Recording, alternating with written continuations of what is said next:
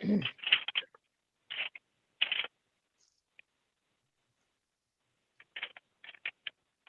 we're ready. Thank you. Thank you, Millie. Good evening. I am Sven Reesum, second warden. Unfortunately, Andre Boudreau, first warden, could not be here tonight, so I'll be running the meeting. And welcome to the New Shoreham Town Council meeting, June 16th, 2021 at 7 o'clock. As many of you have heard over the last few years, and hopefully not too much longer, the New Shoreham Town Council will meet via Zoom pursuant to State of Rhode Island Executive Order 20-46, dated June 12th, 2020. We do not have the bandwidth to support a video link for members of the general public to participate, quote, raise your hand, end quote, on your phone by pressing *9, mute and unmute by pressing *6. If you have any questions, you can jump to ClerkBase and see all of the information on ClerkBase. With that, I would love to start with public comment and to see if anybody has any public comment. And by that, please raise your hand. I see a number ending in 0888. 401-0888. Can you please announce yourself and say who you are and help us out?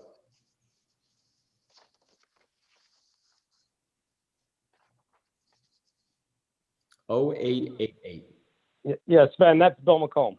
Oh, hey, Bill, your hand was up. You have public comment? Well, I will now. You called on me. I didn't. The problem is, I didn't call on you. Lower your hand. When you're on a smartphone, how do you raise and lower your hand? I know *9 is to raise it, but how do you lower it? Molly? *9. *9 again. I think it's *9 again. Okay. Yeah, on the public comment, I hope it's going to be addressed. I really think that the council needs to have its meetings back in person. I think that I don't quite understand why we have it at this point. I know that the Block Island Times used to stream, and I checked with Laws today with a smartphone. There was no problem with that whatsoever. It was on FaceTime. The problem with this, like we have it, I know the Zoom is what the intention is that the general public can participate. However, the general public can't participate because of the bandwidth. So if you're going to show slides tonight and so forth, there's no way for the general public to see any of that. So we was told it was going to be in June. I hope that this is going to be sooner than later because I think it's really detrimental to the progress of the town council. Thank you. Thank you, Bill. And we know it's streaming on YouTube, so you can't see those slides if you do want, but I hear you, Bill. So thank you. Next public comment is 0871. I see your hand is raised. 860. Hi, Sven. It's Sarah Bacon. How are you, Sarah? I'm good, thanks. Hi, everyone. Just a couple questions. At the June 7th meeting, Marianne had said there would be a moped update today on the 16th, I believe, and I didn't see it on the agenda, though I did see an update by the solicitor, though those are often in closed session. So I wondered if that was still happening or because a ruling in my understanding has not been handed down, if that has been delayed. That's question one. And then another follow-up from the June 7th call is there was a question as to whether the town had the power to put signage on private roads, moped signage. And I wondered if you all had found the answer to that. Okay. Sarah, thank you for both those questions. I think that between the town manager's report and the chief's report, which is item number 7 on the agenda, you'll get that an update, but we can come later if you have questions, but I appreciate your comments. Thank you. Terrific. Thank you. Any other public comment? We greatly appreciate it. Mark Emanuel.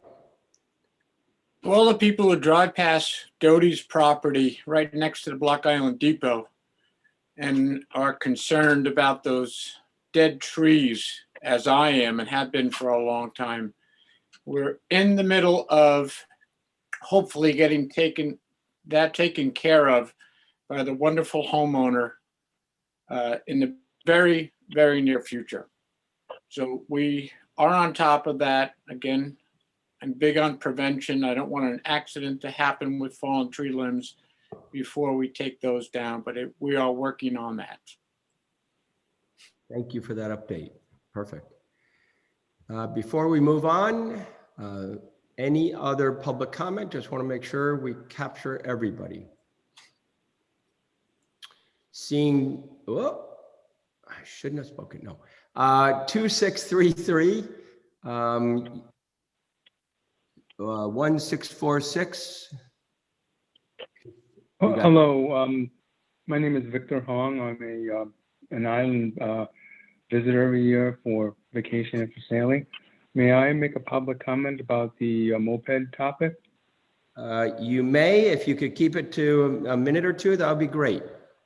Yes, it's very simple. I find that if regular drivers of cars or taxis or other vehicles were to drive in the same manner that the moped drivers do in terms of honking their horns, blowing through stop signs, and being drunk and forcing people off the road, conventional drivers would be penalized much worse than the moped people. And I just wanted to highlight that as a very distinct enforcement difference that I just cannot understand. And sooner or later, if this pattern continues, the town could end up facing legal liability for failure to enforce existing laws. Thank you. Thank you very much, Victor, and I'm sure it'll be addressed. I do want you to know that we take enforcement very, very seriously, and I know the chief will talk about it, and that will be enforcement across the board. So I appreciate that. All righty, so with no other public comment, we'll move on to item number 2.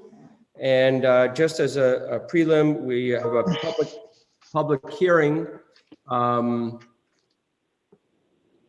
have a public hearing, 2 public hearings actually, regarding the point-to-point program, and then items 4 and 5.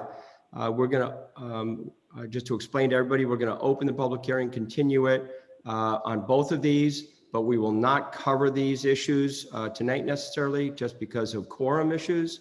But we wanted to open those public hearings. And so on Monday night, for all of those interested regarding the point-to-point program, it'll be Monday night at 7 o'clock, and you can check for all of the Zoom and or YouTube details. So I make a motion on item number 2 to open a public hearing regarding a proposed amendment on New Shoreham Revised General Ordinance, Chapter 8, Licenses and Business Regulations, Article 7, Motor Vehicles for Hire, to increase the seating capacity from 12 to 15. Do I have a second? Keith, Second, sorry, I was muted. Second. the item has been, motion has been made and seconded. Any discussion? Okay, Would you like a motion to continue this item? now let's open it first. Okay, So to open the meeting, just going through the roll call, Martha Ball, do you vote to open? Aye. Mark Emanuel, Aye. Keith Stover, yes. and I vote affirmatively as well. Now, I'd like to make a motion to continue this meeting on the proposed amendment, New Shoreham Revised General Ordinance, Chapter 8, Licenses and Business Regulations, Article 7, Motor Vehicles for Hire, to increase the seating capacity of taxis from 12 to 15. Do I have a second? Second, Thank you. Any discussion? Hearing none. Martha, how do you vote to continue? Aye. Mark, how do you vote to continue? Aye. Keith, how do you vote? I vote yes. And I vote yes as well. So we're continuing the meeting on 12 to 15 passengers in a taxi. Item number 3 is a public hearing. I make a motion to open the public hearing regarding proposed amendment to New Shoreham's Revised General Ordinance, Chapter 8, Licenses and Business Regulations, Article 7, Motor Vehicles for Hire, to define operation or use of a motor vehicle for hire in a point-to-point program and allow motor vehicles for hire operating in a point-to-point program to take multiple fares when there are other taxis available. Second. Thank you for the second. Again, this is about opening the meeting. Do we have any discussion, opening the hearing? Do we have any discussion? Hearing none. Martha, how do you vote on opening the hearing? Aye. Mark? Aye. Keith? Yes. Ben, yes. I had to say my name. Now I would like to make a motion to continue the meeting to June 21st at 7 p.m. On the proposed amendment for the New Shoreham Revised General Ordinance, Chapter 8, Licenses and Business Regulations, Article 7, Motor Vehicles for Hire, to define operation or use of a motor vehicle for hire in a point-to-point program and allow for vehicles for hire operating in a point-to-point program to take multiple fares when there are other taxis available. Is there a second? Second. Great. Motion has been made, seconded. Any discussion? Hearing none. Martha, how do you vote on continuing this hearing? Aye. Mark, how do you vote to continue? Aye. Keith, how do you vote to continue? Yes. And I vote affirmatively, so we are continuing the hearing regarding multiple fares when there are other taxis available. Just again, for everybody's knowledge, those will be covered on June 21st at 7 p.m. in a public meeting. Along with those two public hearings, there will be point number 4 and point number 5 on the agenda: discuss and act on changes to motor vehicles for hire regulations recommended by the Motor Vehicles for Hire Commission, and point number 5, discuss and act on June 9th, 2021 memorandum of Commission of Motor Vehicles for Hire. Those will all be covered on June 21st. We apologize that they, or not apologize, unfortunately they couldn't be covered tonight because of quorum, and Andre will be back at that time. You don't need a motion to continue those to the next agenda? Nope. They're just, okay. I believe we already, oh, the other ones, no. Okay. Because they're not public hearings. They're Right. on the agenda. Mhm. All righty.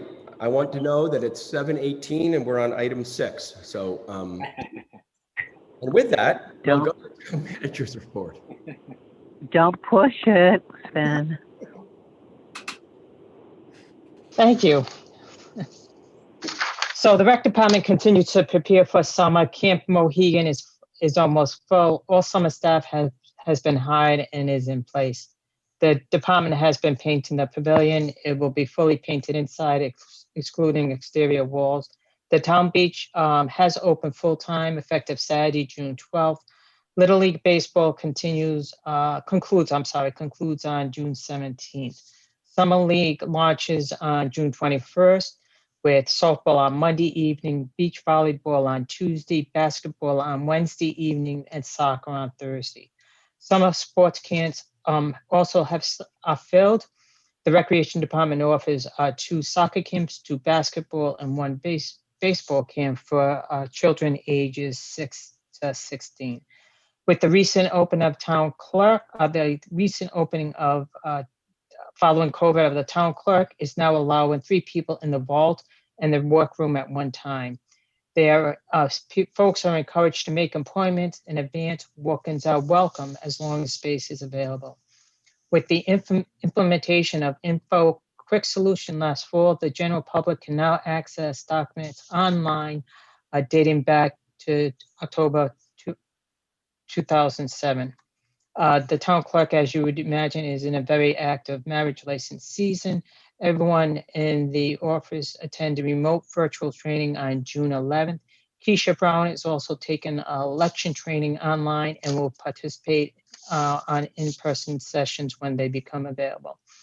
The library recently hired and filled a .5 position, Irene Hopkins. The library now has a full complement of staff. Many thanks to Martin Rosato, who has plugged away with the building and grounds punch list and has the yard looking great. He's also assembled and installed a Book It Forward library where you give a book away as a random act of kindness. A Book Forward program has been funded by the Institute of Library and Museum Science Grant via the Rhode Island Office of Library and Information Services.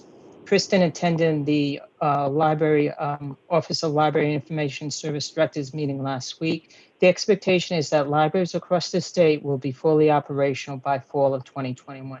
Kristen is targeting October 21st to completely relaunch the library service in an open environment.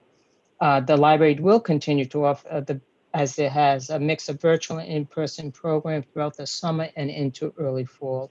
The library once again will participate in a night market on Dodge Street and host a variety of local community organizations in the front yard.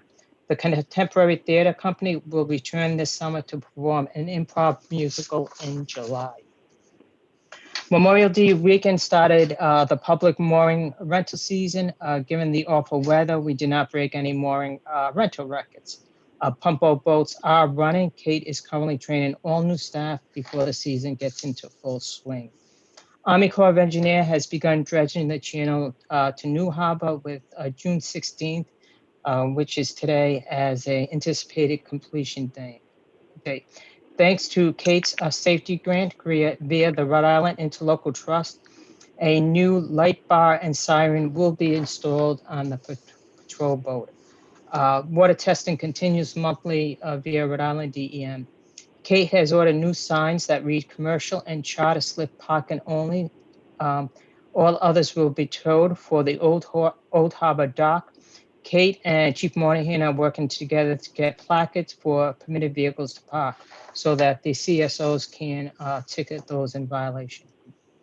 On June 3rd, I think the date I see has been left off, I had the privilege of hosting Senator Jack Reed during his visit to Block Island. Joining me, was First Warden Audrey Boudreau and Second Warden Sven Reesum. After our visit to Town Hall, we visited the medical center and the school. Lunch was at the town manager's house, followed by a visit to the water and sewer treatment plant. We discussed many issues with the senator, including the town broadband project. I am optimistic with the help of Senator Reed and his staff, the town may receive some funding for this project. Town Hall is now fully open every day from 9 to 3.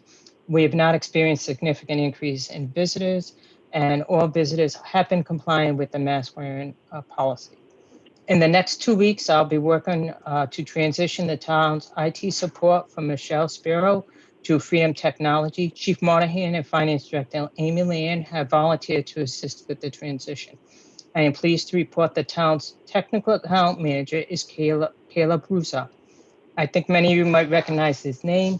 I am looking forward to working with Caleb and the staff from Freedom Tech as the town grows in capabilities and online infrastructure. Finally, I'm sure you are all join me in thanking Michelle for her almost 20 years of dedication of service in the town's IT department. Michelle will transition as a subcontractor to Mission Broadband, the town's current project manager for the broadband project. She will continue to assist in completing this important project. Attached, please find the finance director's report. And one last thing on a personal note that I would like to mention to the council and also to the members who are listening. I've been here for almost 10 months now. And now that I walk around town and visit shops and elsewhere with the with folks not wearing masks the way they used to, I have realized that people look very different without masks. So if I do see you and I've met you before and you walk up to me, say hello, and I have a blank look on my face, it is strictly, I don't recognize you without your mask on. So please, when that does happen, please, I ask you to just reintroduce yourself to me. I did have a situation with the librarian, Kristen, when that actually happened, where I was walking down the street with her. We were talking, she didn't have a mask on. I said, can you please tell me your name? And she said, Marianne, it's Kristen, your library director. So please, On a personal, I just ask folks to just reintroduce yourself. It's not that I'm ignoring you. I don't know who you are. You look very different these days without the mask, but I'm enjoying it anyway, with meeting people without masks. And that's all I have to report this evening.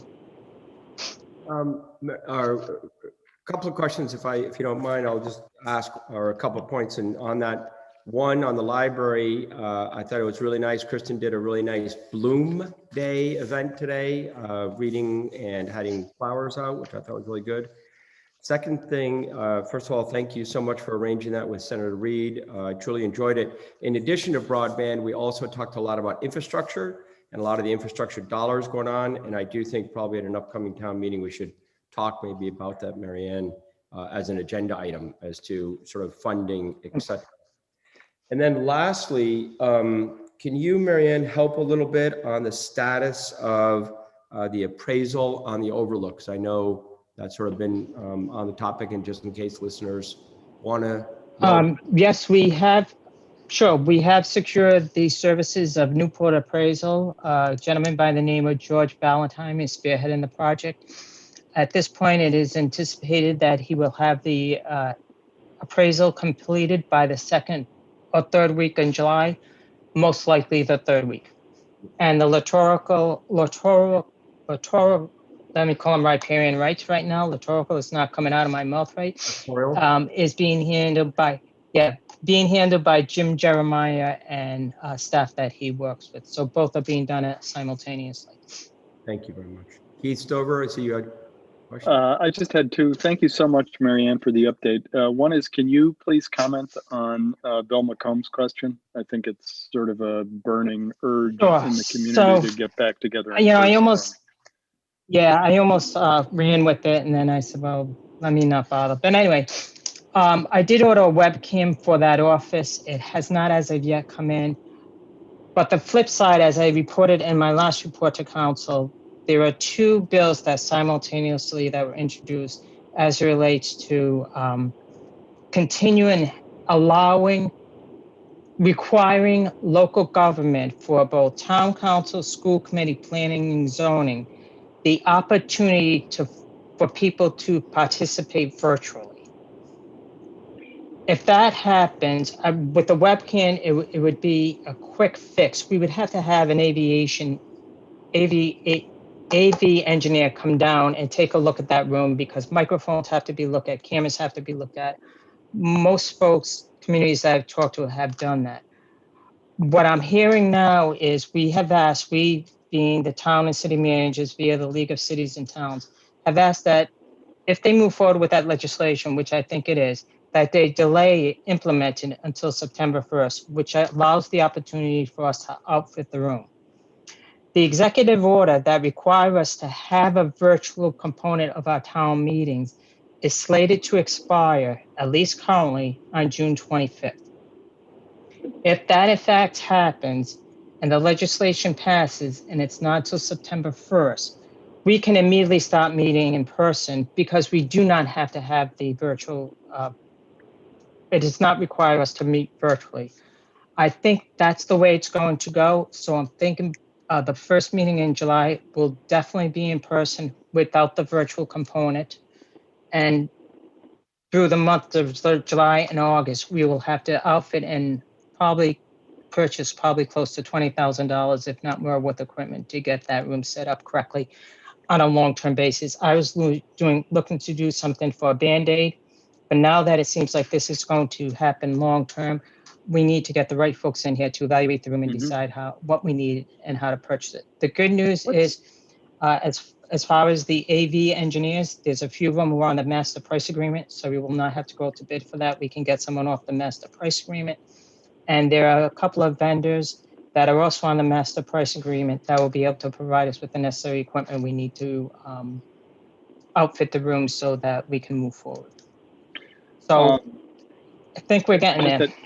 I just had one quick follow-up. Whether the virtual requirement kicks in September 1st, that would be great. I actually think it's a worthwhile expenditure to give people access. But does the definition of virtual include the ability to watch the meeting and listen to the meeting, or does it include the ability to, participate in the meeting? You know what I So- mean? Yeah, you've hit the nail right on the head, the two that were separating. Right now, all our meetings are in YouTube, and I think they were like that possibly before COVID came around. I'm not sure. No. So, but that's not the virtual piece. When I say virtually participate, that someone has to do like we've been doing, that they can call in and they can interact the council. That's the piece. Like we can go in the council chamber right now and try this, but we'll be on Zoom. You got feedback issues. I know what some communities have done is allow just one person on Zoom and they're all talking loud so everyone can hear the person in the room.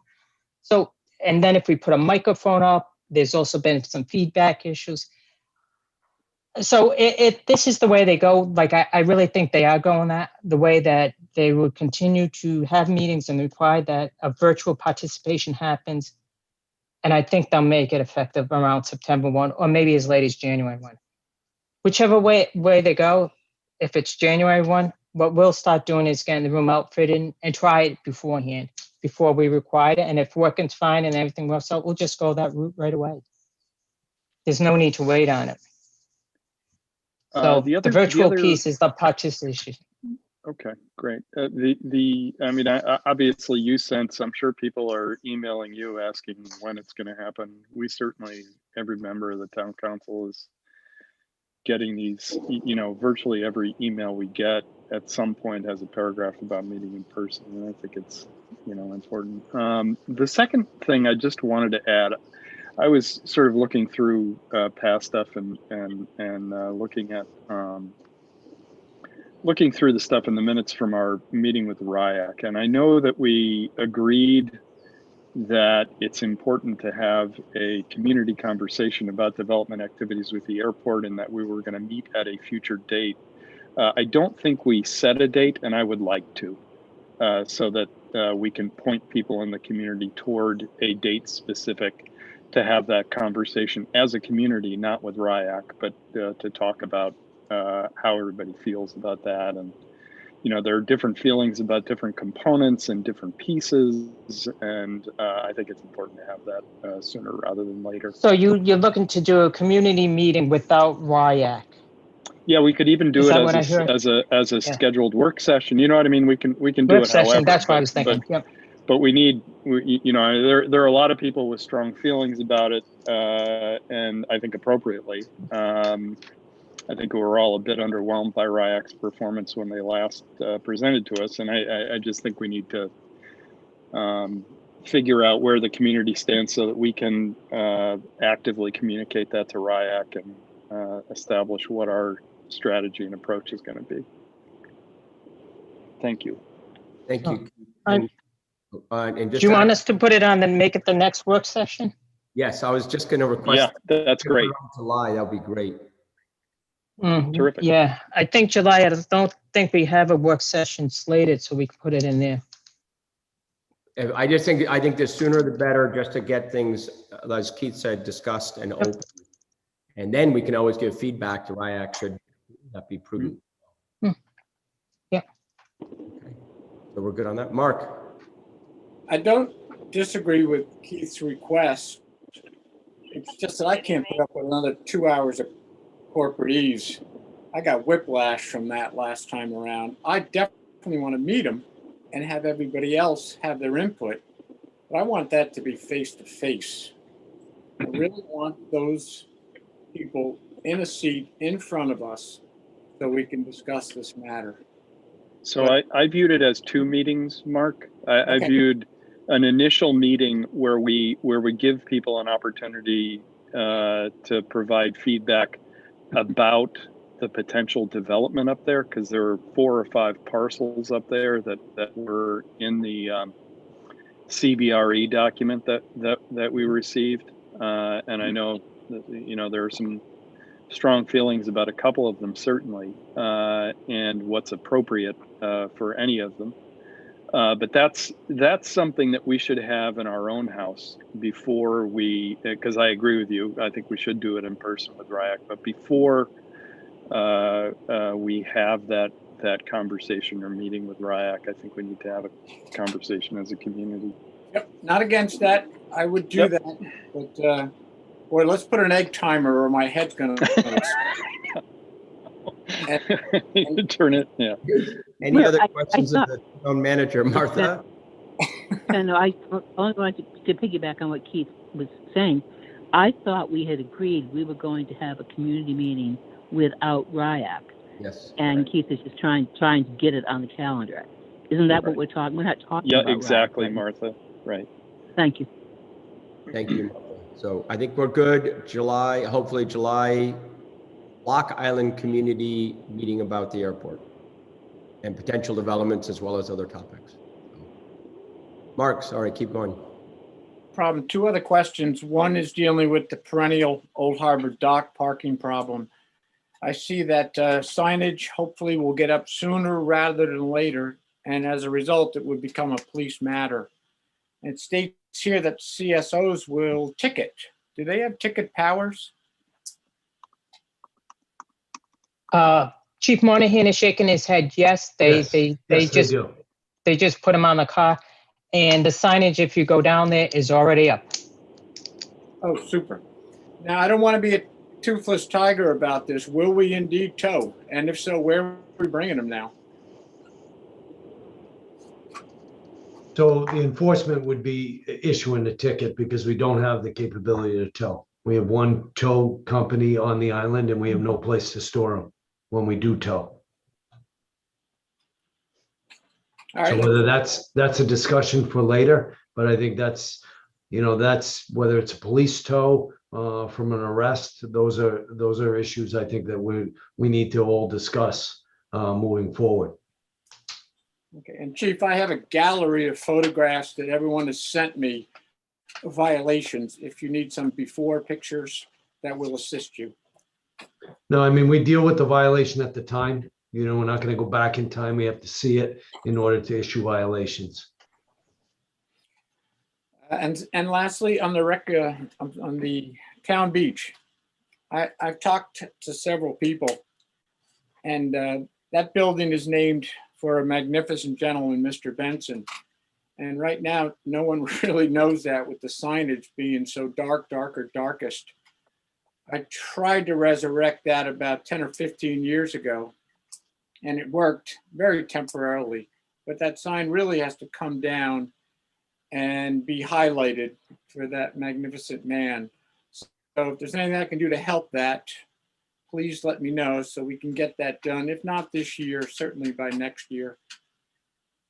If I can build on that, Marianne, I actually think, and you can talk to the rec department, I think if there was a nice placard inside or a poster or something like that talking about Fred Benson so that people can learn, I think that'd be a great community service. I'm with Mark, and I'm sure Martha will jump in as well as many others. He was a great man and a strong person on the island. So maybe in addition to the name of it, I think some education of the past and the value would be helpful. Any Yes, other and I questions? think that's important. Go ahead, Martha. Martha, go ahead. No, I was going to say, I think that's, I mean, you can have a name that everybody can read, and if you don't know, if there's nothing to explain who this man is, who's been dead for longer than we remember, and hasn't been active for much longer than we remember, or choose to remember. And I know Sam had been talking about this, clearly everything got on hold last year, but it's a pretty easy fix to do. And I'll talk to you offline about some conversations I had with people about it. I just think it'd be a good town project, especially as Mark talked about the sign, but let's get a little history. But I think it's very important to do the history, to do not the kind of thumbnail history that people like to do now, but the things that he did so far back that were so important, the baseball at the school, the shop, the things that were who he was for so long before he became the known figure, when he was just as I said, we can have a conversation about it. Perfect. Any other questions of the town manager's report? Just FYI, regardless of the fact that his name is misspelled. That was number one. Yeah. Okay. Hearing no other questions, I think the next item is number 7 on the on the agenda, which is the police chief's report. Chief Monahan, you ready? Yes. Thank you. Millie, am I able to share my screen, or Keisha? Molly? Or, Yes, you are, Chief. You're a co-host. okay, great. We see it now. Great. So just go through, council members, thank you for the opportunity to just provide an update tonight at the meeting as far as what we've been doing lately in preparing for the summer. As I've said in the past, high visibility and the presence of public safety is I think very important and instrumental in the approach for people that come and visit, the people that are staying here on the island. And I think we're attempting to reach that with the addition of the CSOs. I think you've all seen them out there. They've been working now they're in their 3rd week. There's 4 teams of 2 members each. They've been patrolling on foot, and soon we'll be receiving a donation from Job Lot, where they'll all be also having the ability to have pedal assist bikes, which will allow for a little more expansion from where they've been so far. Where really been concentrating on Water Street, Weldon's Way, the ferry arrival, departures, assisting with traffic, and really the force multiplier for the department. And it's been a huge, huge help, I think, for the police department and for the other officers that are here within the department. So we're really happy with how this is kind of progressing. You've seen us as far as with the ferry arrivals, especially during the morning hours when it's most congestion or most heavily traveled. And really the idea there is when the ferry arrives on the weekend mornings is really to pull the motor vehicles off and get them quickly out of the area before the pedestrians depart from the ferry. And I think by allowing that, it just allows for free flow of traffic. We're really conscious of the fact, the safety of really everyone that comes on the island, the visitors, pedestrians. And I think having the motor vehicles depart from the area as quickly as possible and onto Water Street and kind of disperse from the area before pedestrians come off or others that are pushing bikes really helps to alleviate a lot of the problems. So we'll continue that with directing traffic. And again, I think the CSOs have been instrumental with just providing assistance, whether it's instructions or guidance for individuals to stay on the sidewalk or use the crosswalks and allow for us to kind of allow for that disbursement of everyone that's arriving on the ferry as quickly as possible and keep everyone safe.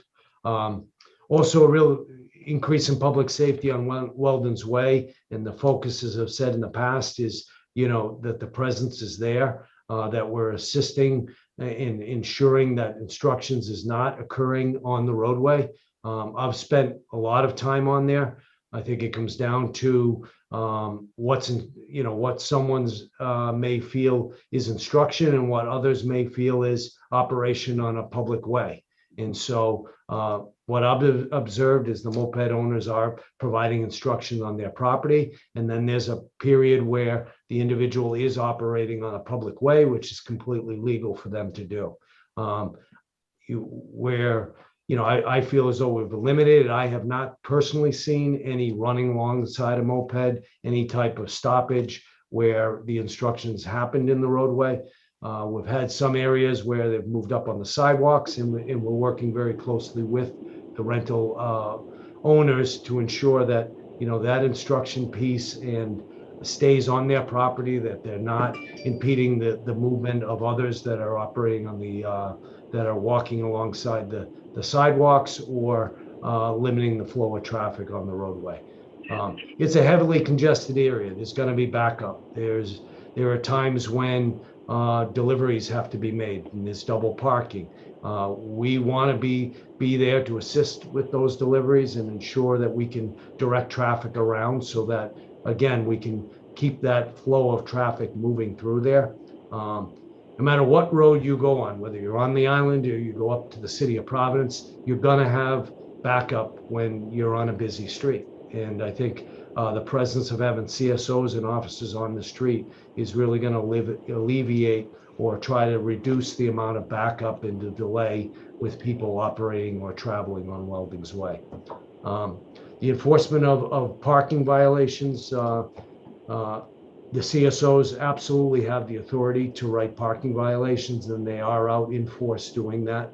2-hour parking is extremely important, and we provide that instruction, or really the advisement to the shop owners that we will continue to enforce the 2-hour parking violation to allow spaces to free up for anyone who's coming down into that Water Street, Chapel Street, Weldon's Way area to shop and frequent those shops.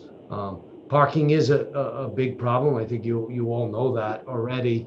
And, we've had a lot of questions come back of where are the shop owners supposed to park and how can they operate businesses when they really can't have a car close by. So I think maybe that's for future discussions on where some alternatives are for parking for those shop owners. The moped enforcement ordinance, again, we're extremely serious about the enforcement of mopeds. We ask for the public's help, see something, say something, but within reason. We can't enforce maybe behavior that isn't illegal. And I'll point out there's a lot of common misconceptions about what is legal, what is enforceable. Open-toe footwear on mopeds is not illegal. People can wear sandals, they can operate the moped. Probably not the best idea, but it's not illegal. And so that's not something that we can stop and enforce or write a ticket on. We can't enforce traffic lights on private property, regardless whether it's a paved road or a dirt road. That's private property, and that's not something that police or the government has the authority to come on and enforce traffic regulations on. Helmets are not required for operators on privately owned mopeds. And I think we get a lot of calls from the public of people operating mopeds without helmets. And, I think it's tough to determine whether a moped is privately owned or it's a rental. We have started a program where the town is issuing black stickers. I think maybe a lot of you have seen them. Their series. I can tell you that Old Harbor Moped, Aldo's, and the Moped Man have all complied, and their mopeds are affixed with these stickers. It's a great tool for us from law enforcement because we're able to identify the rental moped from privately owned mopeds. Unfortunately, I'm disappointed that Island Moped chose not to utilize those stickers in Miles Unlimited after they first told us that they would. So we still have that with 2 out of the 5 companies not going along with these black stickers that are really a great tool for us for our enforcement operation.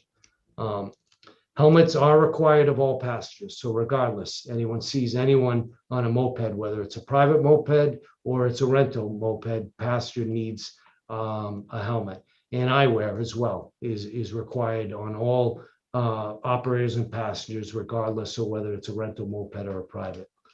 I can tell you, and thankfully, since March 1st, since I've been in this position, whether it be as an interim and now as the chief, we've had 3 moped-related crashes with no serious injuries at all.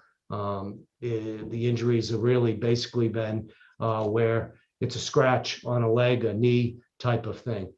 The definition of when police take a accident report or a crash report, it requires really one of two things. Either there's injury, so whether it's a scratch on the knee, that's an injury, or there's damage to one of vehicles involved in excess of $1,000.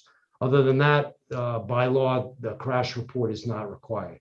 So when it comes back to it, we may have situations where there may be moped crashes. There may be people that are seen at the medical center that never report that accident to police. By law, they're required to. If they're being seen at the medical center, there's an injury and they're required to. But again, there's no requirement or no way for the police necessarily to know every time. And I think, for the medical center to now report that to us, I think it gets into HIPAA regulations and privacy interests there. I can tell you that the collaboration with the business community has been phenomenal since I've come on. We're really engaged with the retail establishment, the shop owners. We had a Zoom call with them. As I said, the CSOs are in and out of the businesses who really, we want that presence of having public safety in and around to really tamp down shoplifting. During the Zoom call, I explained to the shop owners that we're committed to assist them. No matter what, they identify a shop owner, we want that information as soon as possible. I've mentioned it before. The Text-A-Tip is going to be a tool. It's not yet in place, but it's going to be a tool that those non-emergencies can be reported to us, to the police department, and that we can look into it. Obviously, any emergencies we want to know through 911 or calling directly to the police department. Our cooperation with the moped rental companies has been phenomenal. I can tell you that. Just today, we got a call from one of the moped companies about an attempt to rent a moped by an individual. He ended up renting it. We had quickly identified the person, and he ended up having court warrants, and we arrested him. And I think it's really the give and take that's going back. We're seeing that when we are stopping one of the mopeds, one of the rentals, that the operator is operating erratically. We're able to call the company. They're coming back out. It's a violation of the contract. They're taking the moped off the road. And that's a huge, huge tool for us, because if we write a ticket, that's one thing. You take the moped away from the individual, we eliminate the bad behavior altogether. So that's a great tool, and I think it's really kudos to the moped companies right now with their cooperation that they're having with us, and helping us to make sure that there's safe operation there. We've worked with the liquor license holders. One of the things that we're really seeing is, individuals leaving establishments with open containers. So, we're asking anyone, any of the inns and the bars that really watching that and their door persons to be aware of that in eliminating people leaving establishments with open containers. We're going to be on it. We're going to have people dumping them out or take enforcement action for any type of open container violations. Our communication with Interstate Navigation has been phenomenal. Bill McComb and his team with basically just really working to try to make sure the vehicles leaving the ferry and also getting on the ferry is smooth and safe. And we'll continue to do that and engage that as the summer goes on. That's really all I have. I do want to leave some time for some questions if there are some. I think just to kind of follow up on Sarah Bacon's question about signage on private property, I think it just goes back to, again, we can't enforce traffic violations on private property. I don't think it would be in the town's best interest to be now looking to install signage on people's property. I mean, that's private property, and if an individual wanted to prevent someone from coming on the property, that's, as a homeowner, that's would probably be their right to do so, and kind of put up either no trespassing signs or whatever it may be. So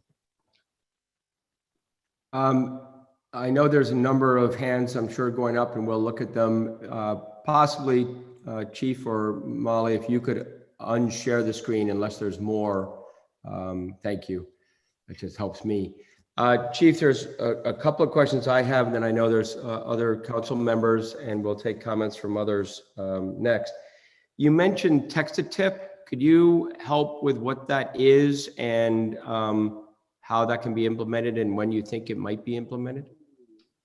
So it's a platform that just really, it's a reporting. It can be anonymous tip. So someone can send us a message without being identified, or if they would like to be identified, they can sign up that way. But it allows for, you can submit a photo, you could just text message, very easy platform to get a message out to us. And, again, we can, once you subscribe to that service, is an app that you would download. Once you subscribe from Public Safety, we can send out broad messages to any of the people that have established accounts on there with pertinent information, public safety information. But, again, I think when it comes back to the black stickers, the town of New Shoreham black stickers on the mopeds, that's an easy identifiable numbering system that if you see erratic operation, and we utilized it today where it was reported in that a moped, it was very easy for us to say it's a black moped, it's moped number 105, and we were able to identify the moped very quickly and take that off the road. And so much easier than a license plate that might be obstructed or have 5 numbers that need to be remembered. So we're hopeful that text-to-tip will allow for an easier mechanism to report bad behavior to the police department. And just to continue, text-to-tip, is that, when will that be broadcast, like for people to be able to sign up, or what is your estimate on timing? Because it seems like that's a great way to just communicate to you what, if somebody's seen something. Correct. So I'm looking to bring that in July. And so the setup is when we do that, we probably share that over our social media. If you're not already following us, our Twitter account and Facebook, a lot of our messaging goes out over there. I would encourage you to sign up so that you are seeing that. But once we do launch it in July, that's what we're hopeful to do is we can give instructions on how to sign up for it. It's really just a downloadable app, whether it be on an iPhone or an Android device that you could communicate back and forth. Perfect, thank you. One last question, then a statement. You've mentioned now a couple of times getting the moped off the road. That's potentially music to many people's ears. Have you actually, it's amazing, 6 weeks since you've been chief, 14 weeks you've been here. Have you actually taken mopeds off the road over the last few weeks? So I'll tell you, today we did, but I'll tell you one, and really this is where the tool is very important, and I'll talk about the cooperation with the moped owners, is, we had 4 mopeds go right by Beach Ave, right in front of our police station. I'm standing right out front. They went right through the intersection on the wrong side of the road. We quickly pursued them. I stopped 2 of them. 2 actually kept going. We ended up catching up, bringing them back, and immediately contacted the moped rental agency and told them of the operation that we observed. It's a violation of the contract that they signed with the moped owner. And as soon as I called, I got, they had just rented the moped to these 4 individuals. So it was actually two on each. So there was 8 individuals. They had it for a whole 5 minutes. They had rented them for a couple $500, I think it was, for the whole 4 of them for the whole day. And the mopeds, because they were in violation of contract, were towed from the scene. They were off the mopeds. And that's the messaging we really want to send.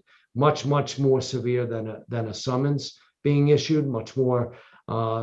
So, we took the moped away. The bad behavior was going to stop, and we're sending a message that it's not going to be tolerated. Thank you. And then lastly, only because I was down at the ferry quite a lot this week.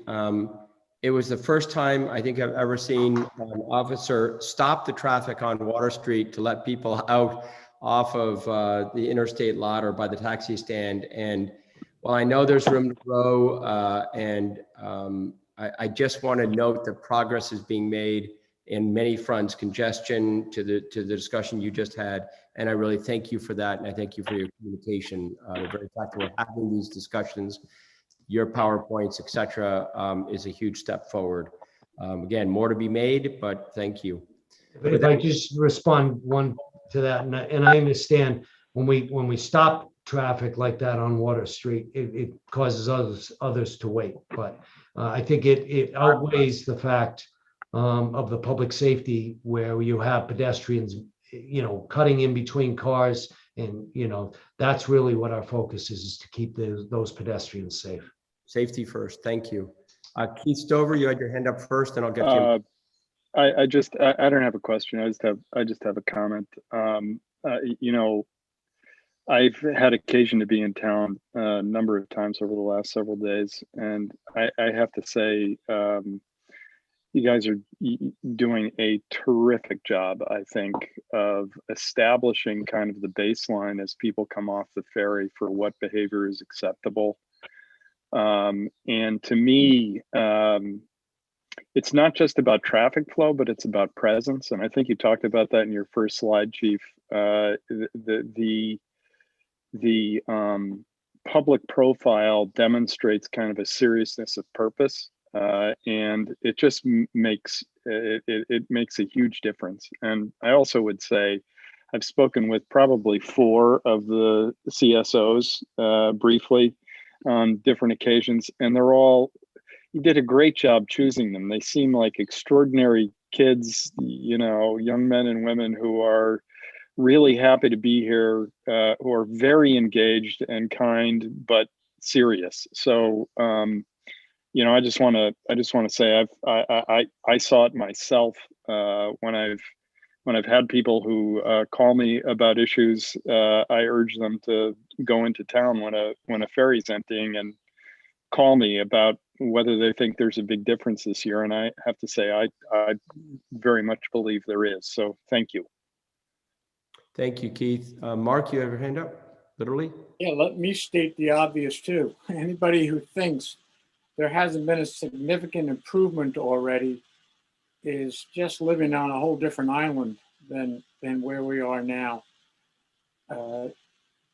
Chief and Mary Ann, they're new. They're coming in.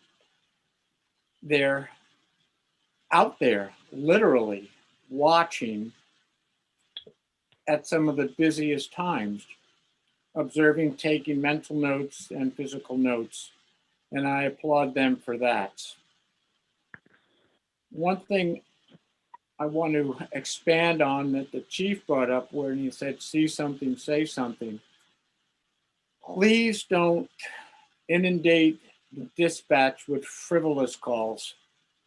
I'm not discounting anybody and what they might be calling about, but if you've ever been in dispatch and watched those gifted people, they're actually octopuses with all the phones and all the technology they're dealing with on a given call. So if something comes in that's rather benign or frivolous, please don't do that. Like someone's taking a great spot in front of the National with their moped and I can't park my car. Let them do their job, but don't overwhelm dispatch or the police department. And one thing I'd like to see implemented is when mopeds are resold, it's wonderful what you've done with the numbering system. But sadly, when mopeds get resold, too many of them continue to have signage from the moped company and the numbering systems with them. And that makes it confusing for an awful lot of people, police included. So we got to get that issue taken care of. It was brought to my attention, and I've noticed it, that those shingle baskets, those milk cartons that serve as a device for the passenger, so their stability, I don't consider them truly a device that's probably state or legally sanctioned as that would help in the case of an accident or so. And I would like to see that looked into. All it's serving now is an opportunity for them to take their helmet off and put it in the back, or signage for the moped or restaurant business. So I wanted to see that clarified to make sure what's happening is correct and safe and state mandated. And I made a phone call to the police over the weekend because of the footrest issue. Now, there's been an honor system with the owners and the town that the passengers' feet must rest comfortably on the back footrests. And I still noticing some that are either too short or too young or both, where if that person wasn't in some death grasp around their parent or guardian's stomach area, that's the only thing holding them on. So we have to make sure that everyone knows in the enforcement field that those feet must rest comfortably with the passenger. Thank you. Anything else? Yes, but years past, we all have to agree it's been more carrot than stick when it comes to this issue. And finally, thanks to our new chief and town manager and a commitment from this town council, it is changing. Please be patient with us. Thank you, Mark. Martha, do you have any thoughts or comments before I go to the public? Not really. I think the chief has things pretty well in hand. I'm not going to be second guessing the chief at this point. I would certainly say that we're all seeing the young people around a lot. I saw a couple of them walking down by the beach road today, and I don't remember ever seeing them out of town walking. And we've talked about this. Visibility is the key thing. And the one comment I will make, this has been an issue in the past, and I've always been saying it's going to do a lot more harm to somebody to get their license, their moped taken away, or their beer poured on the street than giving them a ticket. And I'm really glad to know that that's what's happening, because I think I'm down there. I know I see the looks on faces and what registers and makes an impact. And I think that's what really does. And I think this is really the right way to go about this. I very much appreciate it. Thank you, Martha. All righty. I think the council's had a chance here. I would love to open it up to any public comments. I'd ask you that you keep it to sort of a minute. And just to make sure everybody knows, use *9 to raise your hand and *9 to unraise, lower, and then mute and unmute by *6. 3994, that's 781-910-3994. If you have a comment, would love to hear. 3994. You're muted, I believe. Maybe I can unmute you. Ask to unmute.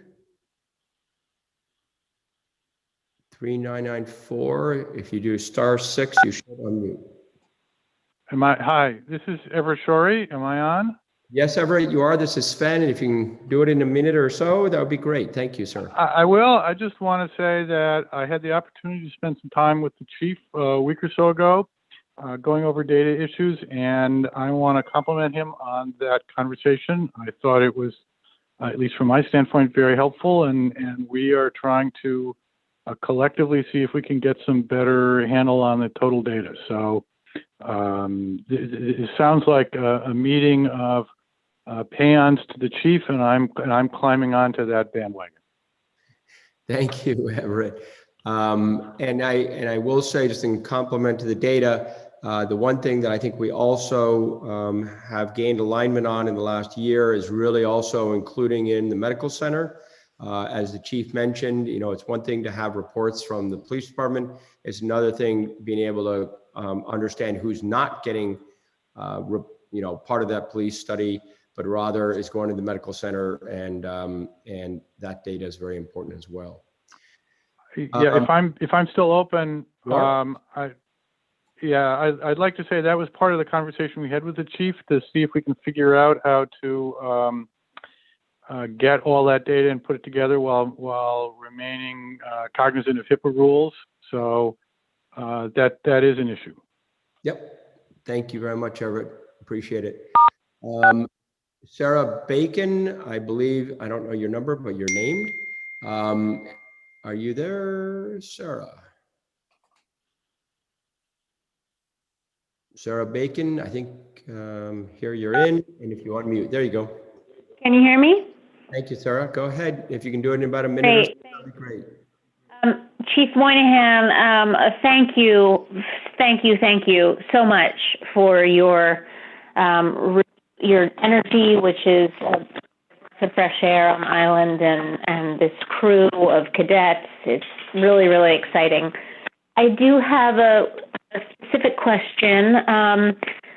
Within the last 10 days, one of my Respect BI colleagues, Lisa Sprague, was documented a few moped renters next to Redbird Liquor Store. She was at the gallery just across the way, and they bought beer and were drinking beer before getting back on their mopeds. And I'm just wondering if you have a system, you and your cadets, for monitoring this type of activity. I know that last summer there was a wristband rule in effect for moped renters at the end of the summer. I don't know if that is still the case, but I wanted to put this forth to you for a response. Thank you. Thank you, Sarah. Chief? Yes, thank you, Sarah. And I did talk to Lisa Sprague on that report. Unfortunately, we didn't get it timely in order to intercept or identify. But I think it comes back to that number system on the mopeds, which is really important, where it's just a 3-digit number that information can come to us and we can put it out to patrols. I think it also ties into, again, the CSOs are patrolling Dodge Street. They're up in around the liquor store. We want more of a presence, but also they're on high alert, as well as our officers, to try to detect that information. As I said, to see something, say something. We do want to hear on emergencies because we can't be everywhere. But that's absolutely behavior that we want to know about it and intercept and really stop that before something tragic happens from it. So that's part of them being on foot and being around and in that area where the establishments are. Just to touch on the wristbands, I do know that some of the moped owners have voluntarily signed, or are using the wristbands for their the operators who they're renting, and so that's another really a sign. It's a voluntary program that they're doing, but it's giving us the tools to say, okay, here's the renter. And now if they're going into an establishment, I think all the liquor license establishments really need to take note of that, is that's an individual who has rented a moped. If they're drinking in your establishment, you should be aware of that they're going to be leaving and potentially getting back on that moped. And so just like any other situation where you're serving someone that may now get behind a motor vehicle and be in a danger to other people. Perfect. Thank you, Chief. May I ask a follow-up question, Sven, real quick? Real quick, but yes, of course. Okay. To the town council, are you making businesses with liquor licenses aware again of this bracelet and the significance of it? Thank you. I'll speak to that for a second. Actually, there's two things you mentioned, Sarah, or the report, and I had heard about it from the chief. One is the moped comment. The other is that they were drinking in public, and so there sort of gets a whole nother level of concern, I guess. And I think the chief has already talked about that in his report. Secondly, on the wristband, it's something that, or Mary Ann, do you want to make comment, or it's something that we can discuss? No, it's something you can discuss. To echo what Chief Monahan said, that it is a volunteer program, and we do have 3 of the owners, as I understand it, 3 of the moped shops are participating in volunteering. We can't force them to do that, so that's what we have. Regarding reaching out to the business owners, the restaurant and local establishment, we're just starting to, Matt is starting to interact with also the local establishment, so we can remind them that that's what's going on also. And I think it's just a good reminder to those serving. I know we can't, it's not necessarily an enforcement thing. I think it's just a reminder. Safety, and we all want to do the right thing. Thank you very much, Sarah. Any other folks want to ask any questions? Now's the time. I don't see any hands up. Anybody from the council, or are we good? Oh, Mark? I'll just make a final comment so people out there don't think I'm getting soft on this, because we don't. Because I'm not. It was so encouraging to see Chief Moynihan and Mary Ann out there observing, until all of a sudden one of the moped owners came and joined the conversation, and I got a little bit deflated there. So let me just remind them that their statements, and you're not naive, I'm not saying that, their statements about being committed to safety is probably tantamount to believing that Hugh Hefner was committed to celibacy. So don't really drink the Kool-Aid with them. Thank you, Mark. All righty, Chief, we can't thank you enough. My hope would be, Marion, especially this summer, that maybe the chief could do this every month, or just keep giving updates. I think it's such an intense period. You don't probably have to give an update in November, Chief, but I think it is very helpful, as the summer is such a short, compressed time, and everybody's attention is very high. So thank you. Yeah, I think during the season, the chief is going to be a regular Good. At the meeting, even if it's not so much a complete PowerPoint, maybe just a quick update or something like that. But we've already chatted about that and the importance of keeping the council informed on what's going on. Thank you. Mark? I thought the entire council agreed that this was going to be on the agenda for both of our monthly meetings until the end of the season. Yes. And the way I envision that is, before you know it, the time is just going to be consumed with congratulating everyone for a job well done. Thank you. Thank you. All righty. Thank you, Chief, so much, and we appreciate it. Don't run away. You can stay for a couple of hours. We appreciate it. Next on the agenda is technically, it says discuss and act on closing of Chapel Street from Weldon's Way. I'd like Mary Ann to maybe help us out a little bit with this. Just to step back a little bit, this is something that's been on agendas and discussion guides for a couple of years now. I remember some very healthy discussions when Chris Willie and Andre and Ken and a few others last seating of the council. And, it's been on notes and agendas even in January of 2020, et cetera. So this has been a discussion that has been going on. And now we're really hoping to get public input, dialogue, and continue this discussion. But Mary Ann, maybe you can bring us up to speed and what's this about, and where is the closing, and sort of what's the thought? Okay, you're right that this is the first time this has come up. It's come up previously. It's been mentioned to me on numerous occasions by folks soon after I started. We also discussed it briefly in our moped group where Councilor Martha Ball also was participating. The closure that we're talking about as it relates to Chapel Street, it's from Weldon's Way to Water Street, that short piece of property there. I've talked to Chief Monahan about this extensively. He has some additional ideas. of that area that we're nowhere near ready or prepared to talk about. They are, again, in the infant stages that we've gone back and forth on. We're looking to possibly test it for the summer. Once this got out and was on the agenda, I did get some feedback from some folks. I got feedback from the fire department concerned about possibly laying a hose. How we would close it off is we'd put orange like gates that would be filled with water so that no one can move them over on the side to prevent people from going up and down. Also, the fire department mentioned at times, depending on the traffic during the summer months, specifically on Water Street, and if a rescue vehicle needs to head up to the medical center, they may detour it a different way. They may detour it down Chapel Street, then take a left on Weldon's to head up to the medical center. So that's understandable too. So we're in a discussion phase. The latest discussion Chief Monahan and I had is that one of the biggest concerns that I have is as you're going down Chapel Street and you get to Water Street, folks are taking a left on Water Street, and you got traffic coming both ways, and you really can't see.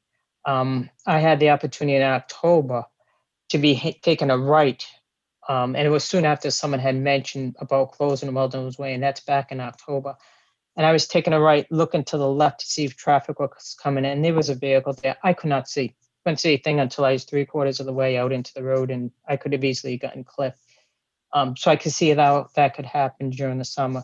So it's on the agenda tonight for discussion. One of the latest Chief Monahan and I have talked about is possibly the no left-hand turn on Water Street at the end of when you're at Chapel and Water. Chief, I don't know if you want to add anything to the conversation, or is that pretty much sums up the discussion and what we've chatted about? Yes, it does. Sums it up. Any, So- oh, sorry, Marion, go ahead. So that's where we are with this. And I see Keith's hand is up. I'll go around the horn. Go ahead, Keith. I just have a couple things. One is I think this is a rules and procedure conversation, but I've noticed over the course of a few recent meetings that when things say discuss and act, people tend to get agitated about things, and maybe we ought to phrase that differently, because I didn't view this when it was on the agenda as anything more than a part of an ongoing discussion about what the traffic pattern is downtown, what we're trying to achieve, what the goals are. But when it says act, people get cranked up. So it just occurred to me as I was reading it, and frankly going through emails today about this, just something to think of. The other thing is I think I had a few emails today from people actually own or a couple emails from people who own businesses on Chapel, and just would urge that there be a meeting or a conversation so that, and I don't think it has to be, I'm not looking for unanimity, but just consensus, and the understanding that we're trying to do stuff, and I'm not opposed to trying to do stuff and trying things. And by the way, part of trying things is, boy, that was a nightmare this weekend. We probably shouldn't do that again. But I just want to make sure that everybody feels heard about it, particularly people who own businesses in that neck of the woods. Even though it's really about traffic flow, I think people just want to feel like they've been heard. So thank you, Marianne. I really appreciate your work and Chief Monahan's work on this. Mark or Martha, questions? Yeah, I have a question. Please. If we, I think that right now, we basically in agreement that we're not talking about, shutting down Chapel Street tonight. Keith, one of the reasons just the information, one of the reasons that ACT is generally added to items is that we've got caught in the past so many times with not doing it, and ACT doesn't mean we have to, it just leaves the door open to it. That's really helpful. Thank you, Martha. I'll use that answer. Thank you. Yeah, feel free. Blame me. And oh, I used so many off track here. Something like Sorry. the keep left, which to me seems like not the keep left, the no left turn coming out of Chapel. And I think we just have to say because up and down in this town is, nobody knows. If you start talking up and down, everybody just gets completely bollocksed up even more than they already are. That seems like a really easy fix. And the previous, Bill McComb, previous police chief, had said that, I don't remember this, that there used to be a no left turn sign at the Water Street end of Chapel. And it was one of those things that, didn't get put back up one summer and nobody remembered it. And then by the time anybody remembered it, it had been a couple of years, or what, the way things happen out here, the way things I think happen in the whole world. We just think it's only us. And that to me, I don't think there's going to be any kind of whole scale, a wide, big change that we're going to make, especially in June. But even if we have just try one thing at a time, maybe, and nothing crazy and dramatic. But if anybody's tried to come out of Chapel, the only way you can either turn right or left is when there are people in the crosswalk comes over to the wave. And if people are in that crosswalk, it kind of opens up a window to get out of Chapel Street. And that's kind of a bizarre traffic arrangement. I mean, it's a small town. The cars are too big. There aren't not a lot of room to turn. But and the question I was really trying to get to is if something like a no left turn from a town street, is that something that has to be done by the council, or can that be done with Public Works and the town manager? I don't know the answer to that question off the top of my head. I would need to look into that. My hope would be it's with the Public Works and the town manager, but I think that's. Yeah, and working with the police. Let me get the answer to that question. Just I building think on on town road, Russ. Yeah, building on that, I'll get to you, Mark, in 1 second. Building on that, I think, Chief, if you could keep an eye, I know there's been a lot of discussion around coming out of Chapel Street, turning left onto Water. I have witnessed for a few years when we really have been talking about this, there's big congestion problems when cars are coming north on Water, turning left onto Chapel. And what we've seen in the past was, especially leaving the ferry, these cars, the line of cars from the ferry would go, suddenly one would turn left getting into a rental, and it literally would back all the way up to the ferry, forget everybody on Water, forget everybody trying to go south. So you could maybe really observe and keep an eye on this left onto Chapel as well. That would be great. Mark, go ahead. I'm open-minded about any ideas that can be beneficial to the big picture. I recall a past town councilor bringing a one-way program idea several years back, and we tried it. Everyone laughed, but we tried it. So I applauded him. Even though it didn't work out, like you said earlier, even if we find out it was wrong, it served a purpose. One thing I do want to tell everyone is that there's a proposal, I believe, for hopeful implementation next year to put handicap parking on both sides of that Chapel Street entrance. Right now, that handicap parking space is in front of the arch for the ice cream place. I never understood why it was there, because you're asking someone who's handicapped to do the difficult job of parallel parking, which is difficult for anyone to do. Piggyback that with being handicapped in any way, shape, or form. But the new proposal is to have the two spaces on either side of Weldon's Way. Now, are they always occupied? We all know that They rarely are occupied, but as a result of that, that will give clear view to your right and to your left, and hopefully make that a more safe place. So keep that in mind too. Hopefully that'll be implemented by next year.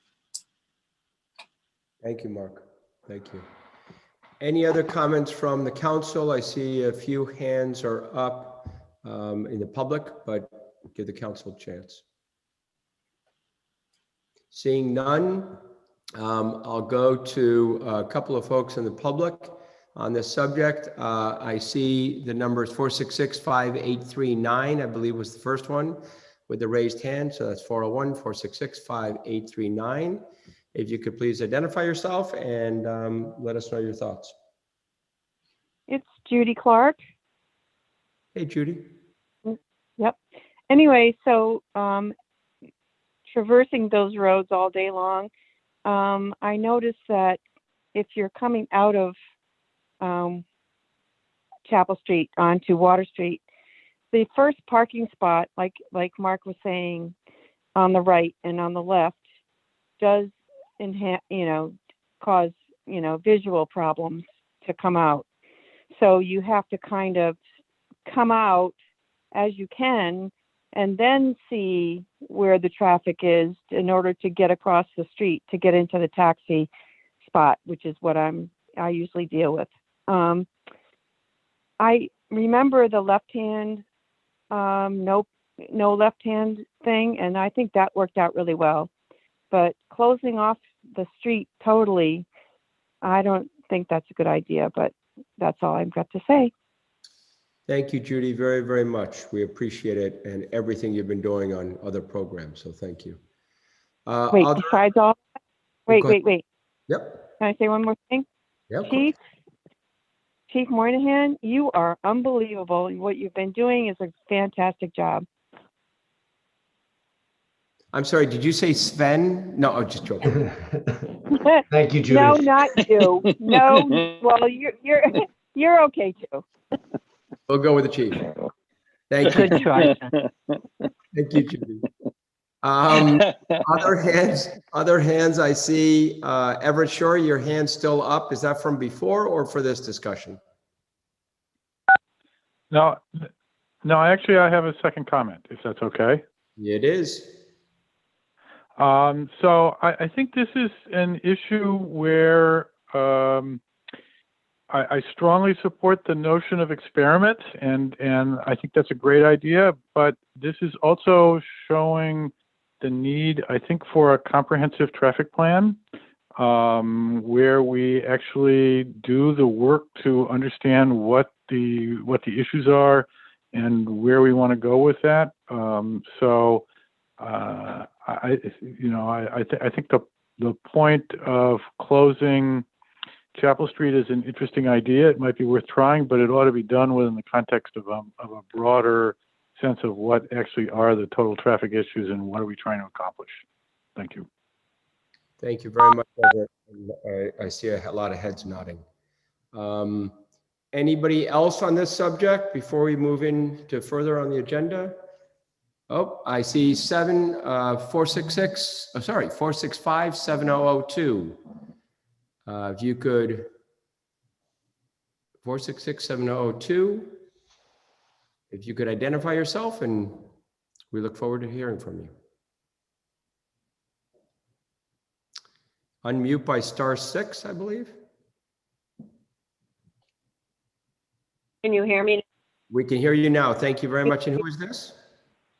This is Mary Stover. How are you? Nancy Pike and I are owners of Beach Real Estate, which happens to be on Chapel Street. And I know you have been talking about how this has been an issue for a long period of time. However, no person in the town or on the council has approached our business and ever suggested closing off Chapel Street. This is the first time we heard of it, is when we saw it on the agenda, which was quite shocking because we are business owners and been there for a number of years. My son, Eddie Stover, owns the building we are in, which also has a resident apartment. He's not been alerted of any of this information as well. So my point is, I think it's extremely important to include every person who who's on Chapel Street, especially if you're discussing closing it off. Because our problem is, I live on that street all working days, and we see the traffic constantly, and we travel all those streets constantly. Our biggest problem is the moped traffic and uninstructed moped drivers. And the second biggest problem is when the boat comes in, there are 3 outlets to go from the harbor to any other place in the whole island. If you close down one of them, it does not take a rocket scientist to figure out the marbles have to go through the other 2. So you're just moving your problem to 2 other locations, when I think it could be solved by no left turn, leaving Chapel onto Water Street like it always used to be, and a traffic cop helping out in the congested areas when the ferry comes in 3 days a week. Friday, Saturday, and Sunday are your biggest problems. And that's what I have to say. Thank you very much, Mary. I appreciate it.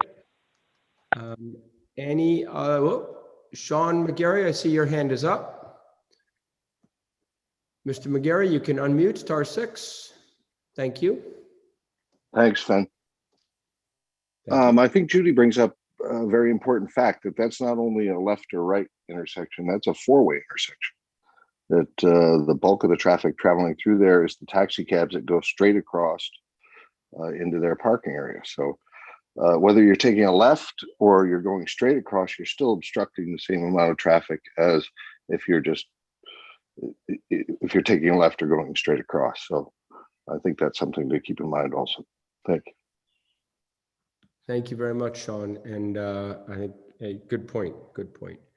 All righty. I am very much in favor of having these kind of dialogues, and maybe over time, a little bit to the process comment that Keith made earlier, we can figure out ways to not send shutters down in the spines, but rather have dialogues and discussions so we can get smarter and figure out how do we get public input. So I like this kind of dialogue without it being emergent and an issue. I'm just going to tell them to call Martha Ball. So I'm just going to tell them to call Martha. Yeah. Oh, that's I don't answer it. All righty. With that, we're going to move on to the next subject, and I do look forward to continuing discussions on Chapel Weldon's Way dialogue, and maybe once you learn, Town Manager, once you learn about the permissibility of you and the chief to be able to put signs up like that, if we need to act, we can always act. So I appreciate that. All righty. Number 9 on the agenda is, see, Amy, you've been waiting for this time. Receive and act on recommendation of the tax collector regarding uncollected taxes. We have a note in our file, and Amy, I think I'll let you take it from here. Sure. This and the next 3 items are part of an annual process of cleanup and resolution that we do at the end of the fiscal year as we approach June 30th. So the first is to write off some uncollectible taxes that are more than 10 years old, $735.98, and you can see the accounts listed there. I will note that for 2011, which is the tax year these are levied in, the total levy was $8 million. So you're looking at less than 1/100th of 1%. We're writing off under $800 on an $8 million levy. So we did pretty well collecting. Thank you.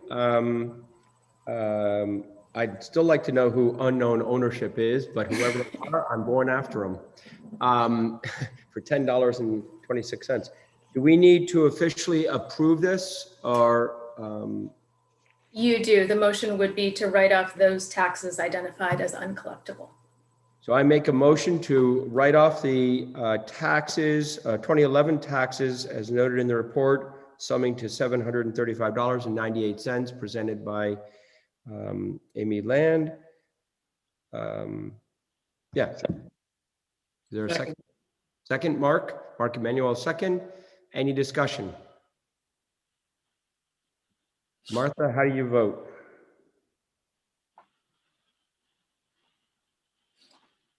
sorry, aye. Mark, how do you vote? Aye. Keith, how do you vote? Yes. I vote affirmative as well, and so that is unanimous, 4-0, with Andre Boudreau, First Warden, being absent. Thank you very much, Amy. Alrighty, next on the agenda is authorization of over expenditures of certain appropriations not exceeding the adopted FY 2021 budget. And there's a report on clerk base and or in our packets to that. And Amy, you're on. Sure. So this is an action consistent with the authority granted at financial town meeting to overexpend certain department appropriations. And we've listed here administration, police, library, and GIS technology. And we've identified on the second page some offsetting departments in the overall budget that can be used to balance out those over expenditures. And so obviously throughout the year, things happen that are unpredictable. And so as long as we are able to identify some compensating savings, these are some of the over expenditures of those particular departments. If you think back to financial town meeting, we appropriate at the department level. So I can go through these in detail or answer any questions. I think we all have the report. If everybody's okay, I'd love to go over it in general, not in detail. But unless any counselor wants to, any questions? I have one question. Thank you, Keith. Go ahead.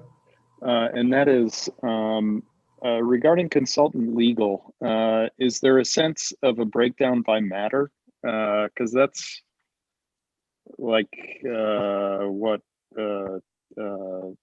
almost 20, 15 or 20% overage. I'm just curious whether there was one particular matter that drove it, or there are ongoing matters that require us to rethink the budget for that line item prospectively as well. Thank you. Marianne, feel free to take this if you'd like, but in general, most of the over expenditure is in the solicitor services line as opposed to litigation lines, which means they're lumped together in general matters. So beyond that, I don't have a breakdown by particular topic because it's not the type of bill that we are separately identifying, if that makes sense. I mean, if we're gonna be going over by tens of thousands of dollars a year, it seems to me that there ought to be a better way to account for where those charges are coming from, and it doesn't mean in any way that it's inappropriate or that it's money we shouldn't be spending or anything like that. I just think as a practical matter, it is worthwhile to know if, for example, it's because in 2019 we had to have the solicitor on virtually every Zoom phone call for several hours. I'm not, but I'd like to know that so that when we're sort of making these decisions in the future, we have some sense of what the allocation is, among litigation matters. And then, maybe it makes sense to break down the sort of standard kind of hourly billings for ongoing town business. Okay, perfect. Okay, Marianne, should we discuss that at future? Maybe as we think about budgeting and appropriations, or? Well, I am looking at the budget right now. This year, the current year that we're in closeout, we budget at 175. We did in fiscal recommended for 2022, we did increase that to 195. Mm-hmm. Yeah, I remember. We did increase that budget amount by the 20 grand. It's just that so much of it is attributable to specific things. This is just sort of a sort of general line item that we I think would be worthwhile to be tracking how the hours and funds are allocated over time, so we have a sense of that. So let me talk with the solicitor about that and see if she can extrapolate something out of the billing system. Yeah, Her billing yeah. system may be able to do that. I'm not sure. Yeah, or prospectively, make sure that there's Mm. a clearer breakdown. That's fine. I'm not trying to give Oh, anybody a hard yeah. time, but I think it's No, oh, no, I not an get that. The insignificant, breakdown it's is, not an insignificant variance, Thank you. Thank you, Mary Ann. Thank you.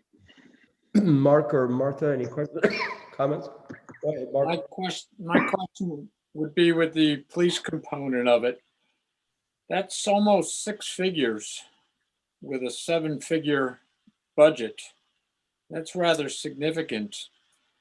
I see overtime in excess of $55,000. Am I naive? I always thought that overtime was going to be a thing of the past after we eliminated the 2 o'clock liquor license, because that consumes so much money.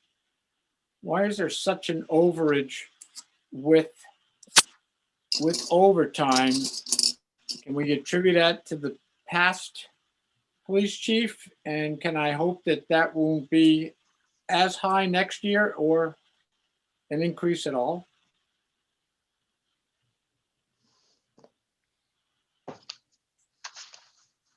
That's a big number.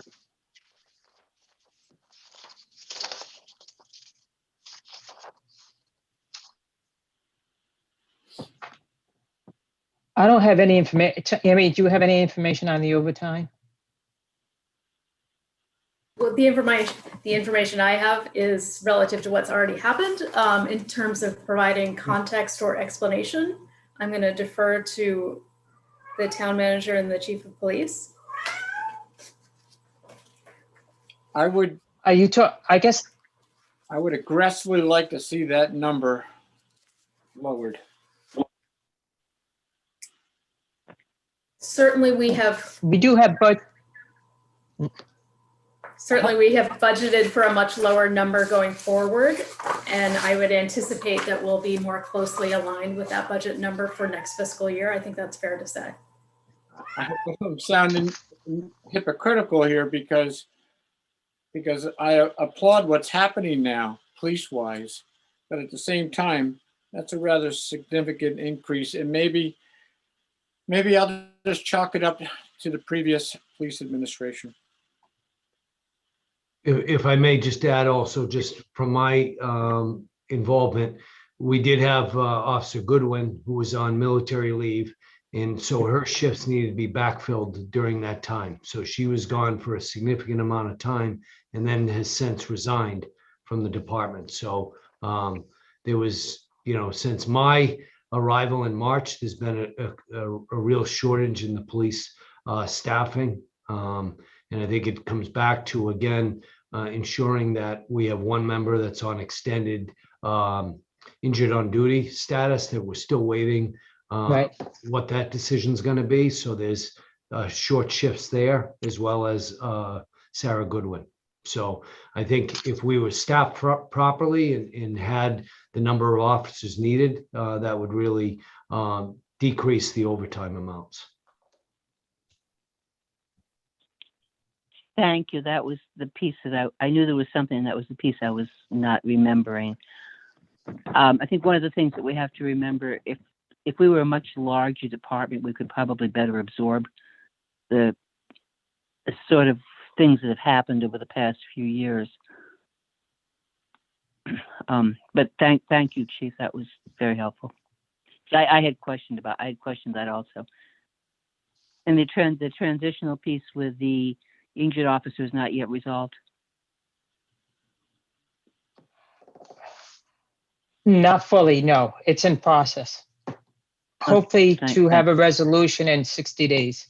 Boy, it's been going on for a long time, but okay, good.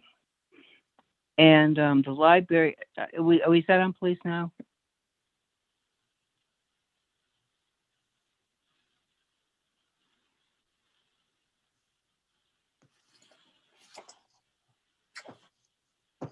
Sven? You're muted. Sorry about that. I was muted. Go ahead, Martha. Sorry, I was muted. No, okay. No, I was only going to say if everybody's done with police, I'm satisfied with those answers. The library looks like it's just a transfer. And Yes. JS, I'm surprised it's not more than that, everything that's been going on. Sure. Just relative to the library, that equipment maintenance is driven by the needs of the elevator, which has been an ongoing off and on expense. But that funding has been identified from the facilities maintenance line. And so that's an easy sort of technical transfer. I think that elevator's been a problem as long as anybody can remember. Yes. Dumb waiter in there, take care of that situation. Martha, anything else? No, I didn't. The only thing I was on the back page. I looked at the back page, of course, without reading the bold print, and thought, how the heck did we spend $10,000 on snow removal? But then I understood that wasn't an expenditure. So. No, savings. Thank you, Martha. Yes. Keith, go ahead. Just one quick question to the chief. Are we adequately staffed to the budget that we passed at financial town meeting? And if not, sort of I assume there's something underway to be adequately staffed? So we've replaced Sarah Goodwin, but again, I think until we have a decision on Corporal Rich's status and Gotcha. whether he Okay. returns, I that's understand. soon. We're gonna have to see where that goes. Thank you. Sorry to make you repeat that. I didn't match those two things. Thank you, Chief. So Amy, I have one last question, unless anybody else does, and not a question, more of a statement. I think dearly of all the work that Robbie has done on the North Light, and I see these savings are reduced spending in the North Light, and I guess of all the areas that have been probably the most efficient work for dollar, is the North Light area. So I just hope that we're able to make sure that they're supported the way they need to be. So I make note of that. They do have funding available for the projects that they wish to pursue when they're ready to pursue them. Yes. Yeah. Thank you. All righty. With no other comments, I don't see any comments. I make a motion to accept a request to authorize over expenditures of certain appropriations not exceeding adopted 2021 budget as presented by Amy Land on her June 12, 2021 memo to the New Shoreham Town Council. Second. Seconded by Keith. Any discussion? Hearing none. Martha, how do you vote?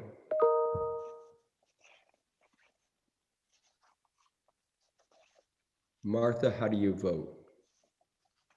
Aye. Aye. Mark, how do you vote? Aye. Keith? Yes. So I vote affirmative 4-0 with Andre Boudreau not being present. So unanimous.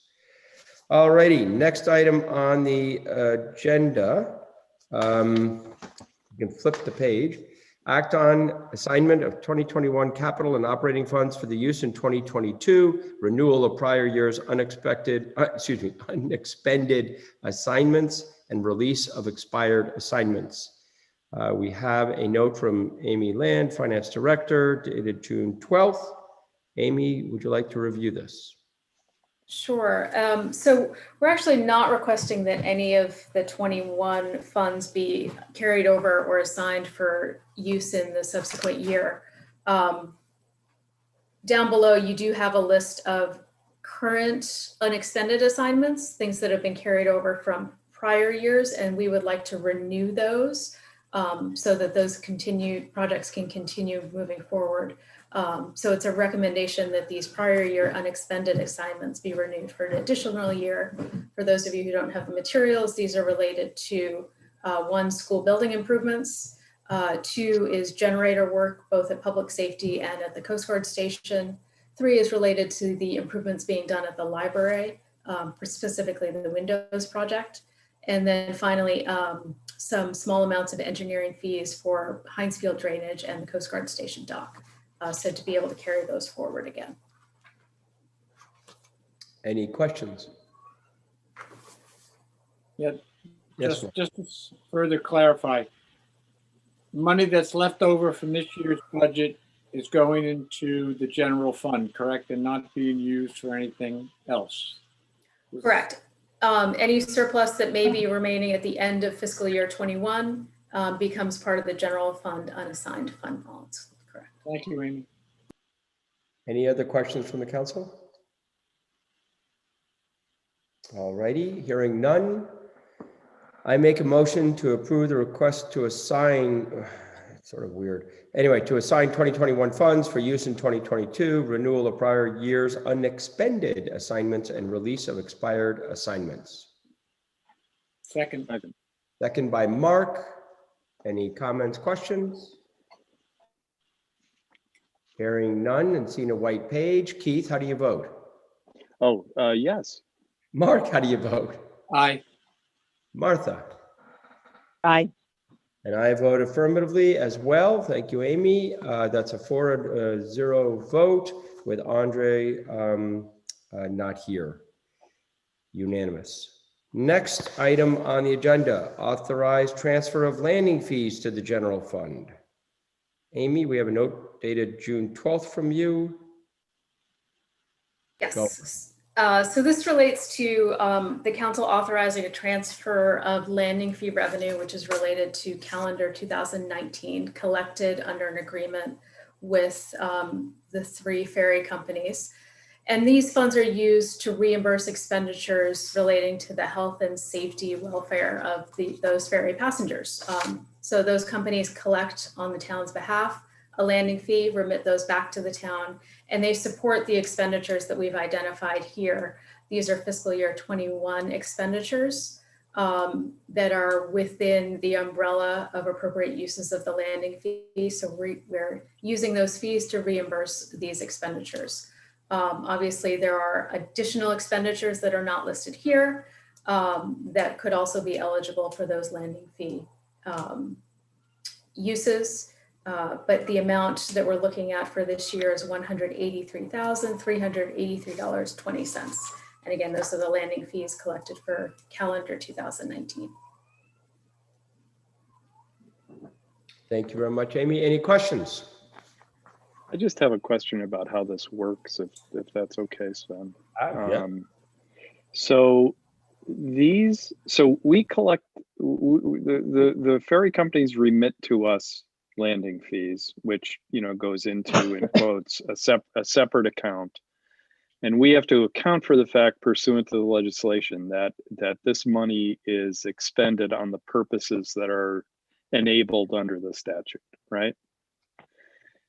But this is money that we collected in calendar 2019, or does this sweep everything from 2019 forward and we zero out the landing fee account with this transfer? No, we do match 1 year to 1 year. In this case, we match a calendar year to a fiscal year. Gotcha. And because of the lag time, we match calendar 2019 with fiscal year 21. I wasn't sure whether we periodically swept the landing fee account to, to allocate it to some of these things. Thank you, We Amy. do it, I appreciate it. on an annual basis. Gotcha. Any questions, Martha Ball? You're lit up. I shouldn't be. Beautiful. Okay, Mark? Yeah, this is refreshing, Amy. I've asked for this for so many years, something tangible, so we could see exactly where it's going for. So I appreciate getting to see this. Perfect. Any other questions? Otherwise, I'll make a motion. I make a motion to approve the transfer of landing fees to the general fund to reimburse expenditures promoting the health, safety, and welfare of all passengers. Is that the wrong one? That'll do. That'll do. Suddenly worried that was the wrong line I was reading. Anybody want to second that? That'll do. Second, I'll second it, Sven. Martha, how do you vote on the that'll do? Aye. Mark? Aye. Keith? Yes. And I vote that'll do. And that's 4-0 approved unanimously with Andre not attending due to a conflict. All righty, Amy, thank you so very, very much. Appreciate it. Next item, number 13, receive and act on Block Island Chamber of Commerce lease. Marianne, do you want to? Marianne is going to bow out of this one, and I will punt it to Amy and Kathy. Thank you very much. So Marianne, for reasons is not going to attend and is actually recusing, and that's what I thought you would do. And Amy, you're on again. So you have in front of you a proposed lease agreement with the Block Island Chamber of Commerce for the Hospitality Center. This has been prepared and reviewed by Kathy Marola, the solicitor. And on the memo, you have just some highlights. The lease is a 3-year term from 2020, which is when the last lease expired, through 2023. It also carries renewal provisions for 2 4-year terms. The rent amounts align with what has been adopted as part of the town's budget for fiscal year 20, which is 0, for fiscal year 21, which was $10,000, and for the upcoming fiscal year 22, which is $10,000 as well. Any subsequent renewals would also be at the $10,000 rent. The terms and conditions are otherwise consistent with the prior lease agreements, with the exception of expanding the umbrella to allow for the functions of Visitor Center LLC, which is the entity that the chamber formed to perform those functions of the tourism ambassadors. Going to point that out, and thank you very much, because I think that was a great initiative by the director of the chamber to create that. And for those that don't understand, that is basically the Welcome Center folks are within this quote unquote Visitor Center LLC, so that it is not a private business doing Welcome Center work, which is funded by the town and by the Tourism Council. Any questions of this lease agreement or any questions regarding Amy's presentation? Seeing none, I make a motion that we approve the lease agreement with the Block Island Chamber of Commerce for the Hospitality Center as detailed in Amy Land's June 21, 2021 memo. Second. Seconded by Mark. Discussion? Alrighty, Mark, how do you vote? Yes. Keith, how do you vote? Yes. Martha? Aye. And I vote in the affirmative as well. So that's a 4-0 vote with Andre not in attendance, given the conflict. Alrighty, moving on. Number 14, reconsideration of the May 19th, 2021 Town Council vote to receive and act on recommendation of the Board of Assessors regarding property tax abatements. Amy or Marianne, who would like to help us with this? Amy, you want to run with it? Sure, I don't have too much to add, except that I believe the prior version needed some correction, and so these are the final numbers that are before you today. For those that do not have the note, there was a note from John Dismaris regarding 2 real estate accounts, just sort of making sure that the numbers seem to be sharpened a little bit. 2,264 and 5,586 respectively. Any questions? Usually these differences are pretty benign and pedestrian and real low. These are significant. Is there any reason why? I have a feeling it looked to me, because I looked back at what we approved, to me like they mistakenly did 6 months worth of tax, 12 months. Almost looked like it was split right. It was almost half. Mark, Yeah. does that make sense? Taxes, I think, get assessed every 6 months or something like that. That's what it looked like to me. It looked like it was almost exactly half. That's why guessing, but we don't get a whole lot of 4-figure abatements that I recall. That's why it kind of had a red flag to me. yeah. I mean, the great big one is a new house, but that's about all I know. I've lost track of time, so I don't know when it was finished. This encourages me to have a discussion about my assessment, but I know. Amy, do you have any comment? Yeah. I don't. I apologize. I don't have the previous version to compare it with. I will say it's a little bit of a mechanical process that we've always struggled with, in that it's an action of the Board of Assessors to make that abatement, and yet we need the council to authorize it. It's a little repetitive, but yes, it is their recommendation to you based on the hearing process that they went through. Now, are these both large? These are both larger than the last time. Again, I don't have the previous memo. I think So Keith was looking them up. Yeah, I looked at the previous one this afternoon, and we and I think that's why we're reconsidering it, because when we approved it in the middle of May, I think it was the same two property owners, but it was for about 50% of the reduction, Martha. You know, I think the abatement actually doubled, which is why I was wondering whether that someone mistakenly didn't include the entire year assessment, you know, and only did 6 months. That was the only rationale I could come up with. So it's This is really easy to figure out. if you look, I think it was May 18th or 19th. No, it's 19th. well, the abatement is a $700,000 tax assessment abatement, and I can't remember what the tax rate is. Someone should know that. I have the original abatement in front of me if it helps. I'm looking for the tax. Tax amount. I mean, you could tax tell if it was rate. 6 months if you had the rate and the amount of the abatement. It's just a curiosity. Yeah, I was just curious. I guess maybe can we ask,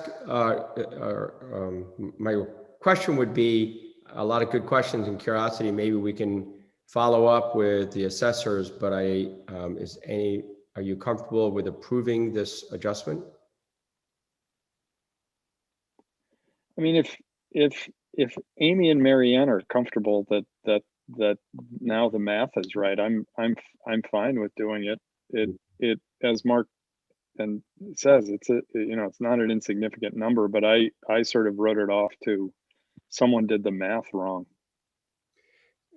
And just for everybody in the audience, we're really talking about an abatement in tax dollars of about $5,500 on one of these, but that is dealing with an assessment change of about $700,000 on the property. So just make sure everybody understands when we're talking about scale and scope. I guess I'd be comfortable in asking for a follow-up on sort of how what's the learning here, but I would be comfortable given, as you said, Keith, if Amy and Marianne are good, I'm good. I just don't want to hold this up. Martha, So if you want to approve it, I can follow up with I can follow up with John. We can provide the minutes of that meeting since that's exactly. a public process that they go through to determine those abatements. Thank you. And this is a very unique situation, how this all works here in Block Island. It's a little different than I've seen in other communities. Shocking. Where you have an appointed tax assessor. You learn something new every week. Alrighty. I will make a motion for the reconsideration of the May 19, 2021 Town Council vote to receive and act on the recommendations of the Board of Assessors regarding property tax abatements based on the letter of May 13th, 2021 from John Desmarais, Chair of the Board of Assessors. Second. Seconded by Keith. Martha, or anybody have any questions? Sorry. Martha, are you comfortable? Yeah, sure. Mark, are you comfortable? Aye. Keith? Yes. I vote in the affirmative as well. Amy and or Marianne, if you could follow up just so we can learn, that would be helpful. And we appreciate that, that further. I think we just did reconsideration, and if we need to, I think we might have to do now a motion to approve the abatement. That's correct. So Kate. we reconsidered our previous vote, but we haven't actually taken now that's freshly before us, and we have to vote on the abatement, I think, Sven.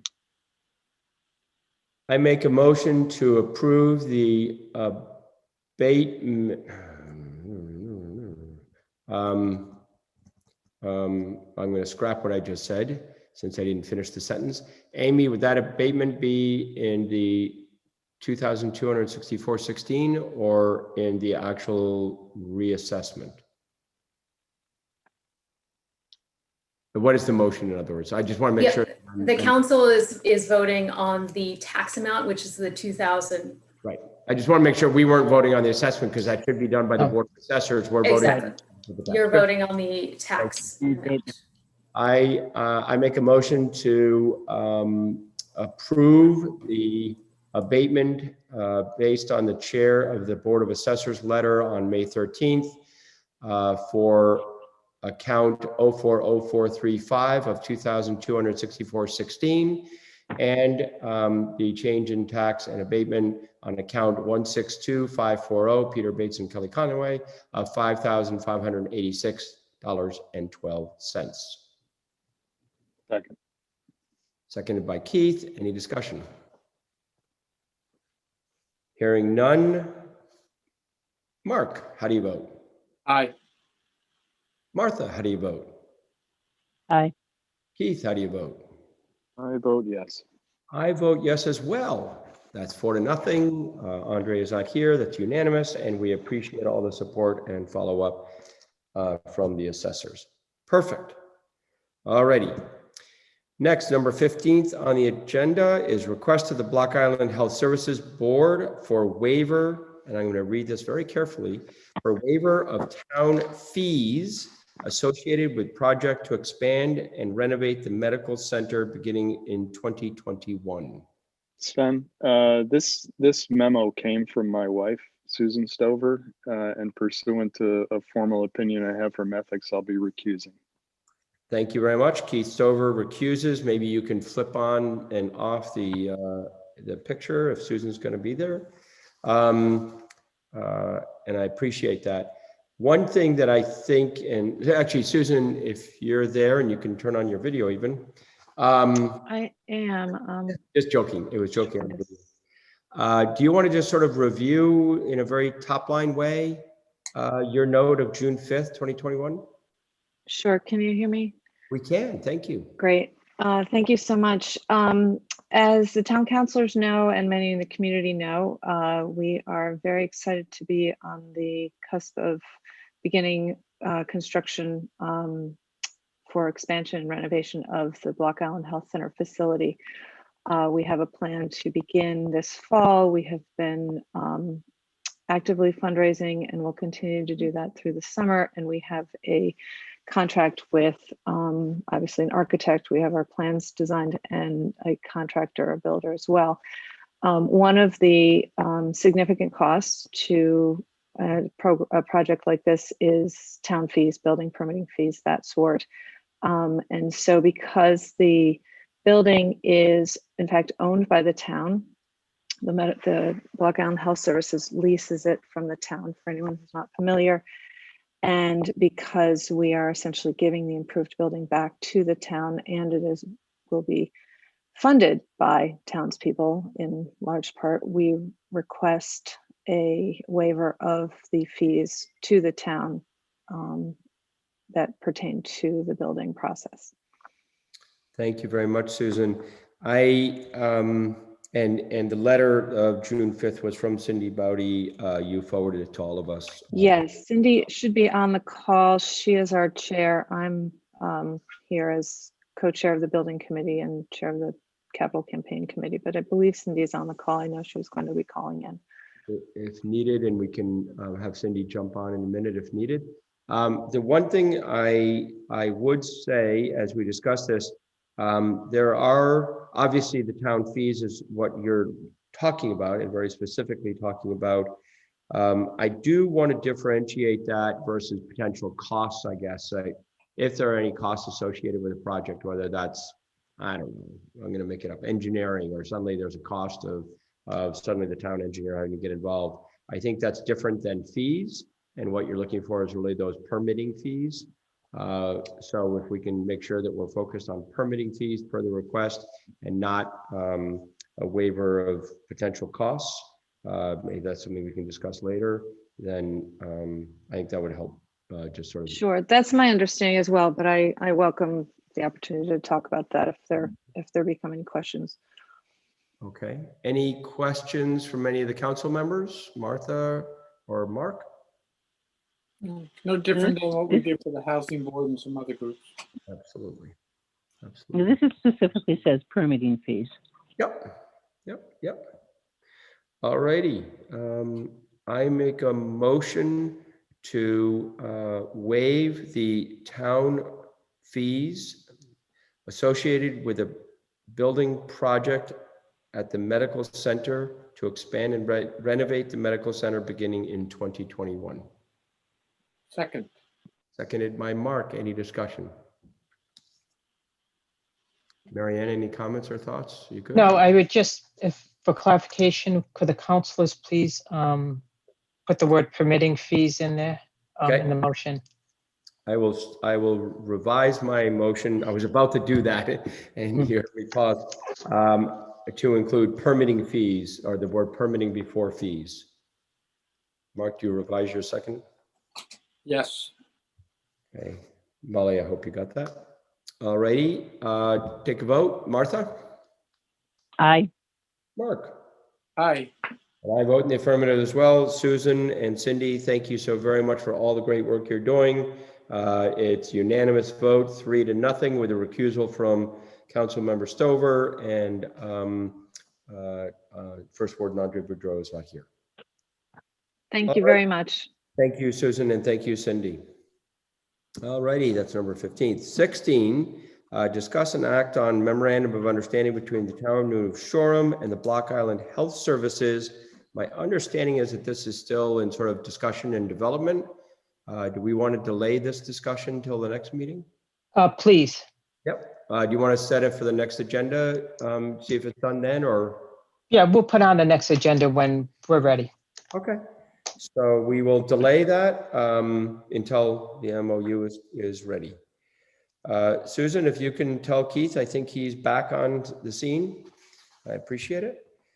And the next item, number 17, is to receive and act on 2021 game license applications. Aldo's Bakery Games, Club Soda, Neptune House, Old Island Pub, and Yellow Kittens. Do we have any questions or discussion on this from any of the council members? Or Marianne? Yeah, I have a question, Sam. Thank you, Martha. What are these exactly? So in your packet, or hopefully on ClerkBase. And there's a list, but I'm because I just didn't. I heard something about what Aldo's was, and I'm not sure if that was accurate or not. Can somebody tell me what it is? Or actually what all of them are, for that matter. I have no idea what they mean when they say gaming licenses. I know I vote on this every year, but I don't, it's time I knew what I was voting on. As I understand it, these are games that these proprietors have in their establishments. The specific games that they have, I'm not sure exactly what they are. The town clerk may be able to tell you what the specific games are. They are, the police chief inspects and signs off, as well as the zoning official signs off on the games or the gaming permit. I can tell you that I am going to ask you to continue Aldo's Bakery. The particular game that they have there is prohibited by zoning, and the land use official, Jen Brady, is working with the folks at Aldo's to address that. So that's the one that's not inside the building. Correct. Do we know if the others are inside the buildings? As far as I know, they are. I'm not sure. I take that back. I'm not sure. Molly, do you have any information on these? I do. Because you have the complete applications. I do. Aldo's applied for one game. Right, this I was year, gonna say. And there was a sign off by the police inspection that there was one game present. And the game that the police don't approve the game. The police just inspect the game and say that it's there or that it's not there. And the police attested to the fact that there was one game outside.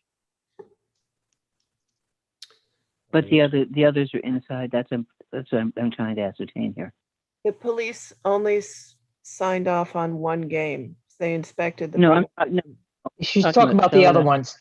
Club Soda, Neptune, Old Island Pub, and Yellow Kittens. So, some are signed off on, some are still pending police inspection. Most are signed Okay, off so on. all I'm asking, are they inside the building or not? That's all I'm asking. The other games are inside the building. That was my question. Okay, thanks. And for everybody listening, this is actually very clearly in the ordinances about what is and is not permitted from a zoning point of view as far as games. And these are the only operators or the only businesses that have gaming licenses. Gaming licenses, just for everybody in the audience, could be theoretically a pool table to a pinball to, things of that nature. That's correct, or video games, table games. and video Thank you, or video games these days. Pac-Man, that's a big one. Oh, God. Stop. Any questions about these? And a question is this really about the license or is it about the game itself? Marianne, should we continue? Should we vote then one by one versus doing it all? And then we'll use, you're requesting that we continue Aldo's? Correct. I would vote one by one. Well, if we're going to do, yes, definitely if we're doing one at a time. Mark, questions? How much does the town get per license or per machine? $150 per machine or table. Just out of curiosity, what do we get per moped? Does anyone know? $40. Okay. I got a smile on my face from ear to ear because the answer to that question. I was afraid for that answer. And I don't want to sound like Lawrence Welk here, but I remember well on the ferry, there was a quite violent game that was for everyone to see and hear. Do we have any oversight on that in our town? If it meets the definition of the game, I don't believe that there is oversight on the content. Yeah. I mean, there's probably.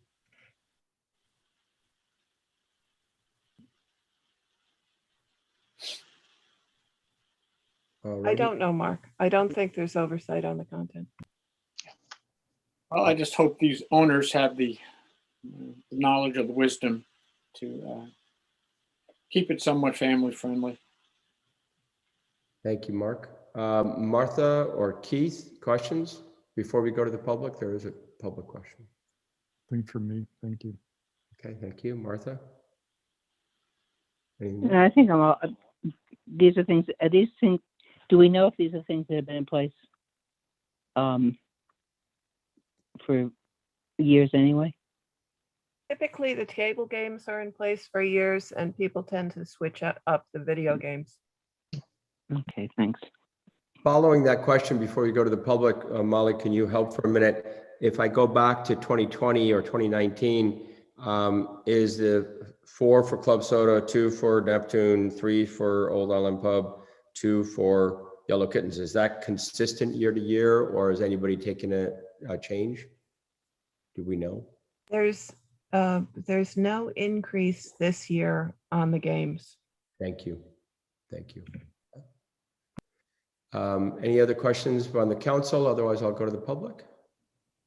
Alrighty, Sean, I see have your hand up. Sean, I can only read the first MC. Sean. Oh, it's Sean McGarry. Thank you, Sven. Sorry, Sean, I couldn't read it. I apologize. Sure. I put up my hand when you asked for discussion on the waiving the fees for the medical center. So I don't know if it's still appropriate to comment on that issue since you voted already or not. I terribly apologize, Sean. I'm sorry about that. I didn't see it. Yes. That's all right. Go ahead, because I should have done it. And my pleasure. Okay.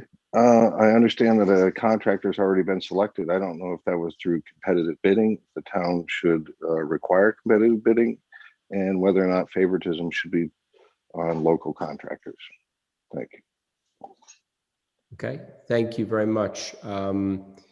Because we're on to a different subject, let us follow up with that. Marianne, can you help with that as follow up? Sure. Yeah, sorry, Sean. We will do that. Alrighty, staying on the game, so they've been consistent. So on the first gaming license, I apologize, Sean. On the first gaming license for Aldo's Bakery, we're going to continue that one until Marianne is able to work through the one issue regarding the game. So can we do the remainder? Well, I don't see why not. Yeah. I mean, unless the solicitor sees the reason why they can't. Kathy, you okay doing the rest of them? Ms. Marola? I've sent Kathy a couple of invitations. She dropped off a little while ago. No, she's in the attendees. I can see her. You're in the attendees. Thank you. So am I, by the way. I don't know. I see. No, you're on the screen. Yeah. Oh, am I? Because I don't see you guys. But it doesn't matter. Okay. Molly, if you could double check that Keith Stover and Catherine are in. Keith, you're right. You're in the this is You're in the weird. It says So is Martha's Martha, and too. it Yeah. says Martha is too. Or Martha's here. Well, because she's on No, the I phone. know. Well, you're on the phone, so it doesn't matter as much, but Keith, I can't see. And, You can go ahead and vote on the other ones. thank you very much, Catherine. Alrighty, so I'll make a motion, hopefully I'll get this right. I make a motion to grant Club Soda a license for 4 gaming devices from July 1, 2021 to June 30th, 2022, pending inspection and approval. I'm going to add that. Inspection and approval by the police and sign off by the zoning official. Second. Second by Mark. Any discussion? Hearing none. Keith? Yes. Martha? Aye. Mark? Aye. And I vote in the affirmative as well. That passes 4-0 with Andre Boudreau not being here. Next one, a motion. I make a motion to grant the Neptune House a license for 2 gaming devices from July 1, 2021 to June 30th, 2022, pending inspection and approval by the police and sign off by the zoning official. Second. Second by Mark. Any discussion? Martha, how do you vote? Aye. Keith, how do you vote? Yes. Mark, how do you vote? Aye. I vote in the affirmative as well, 4-0, unanimous with the absenteeism of Andre.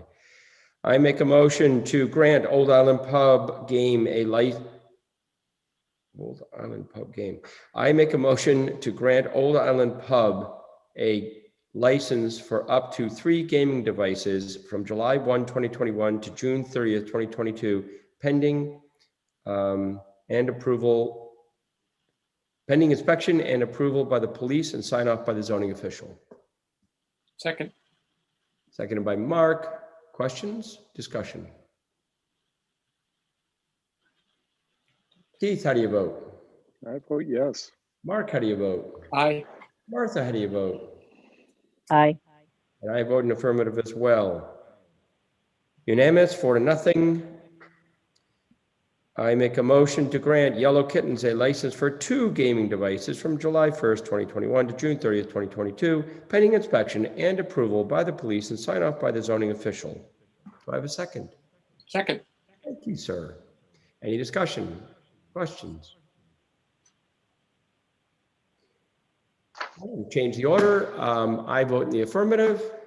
Keith, how do you vote? I vote yes. Oh, good. Martha, how do you vote? Aye. And Mark? Aye. And that is 4-0, unanimous.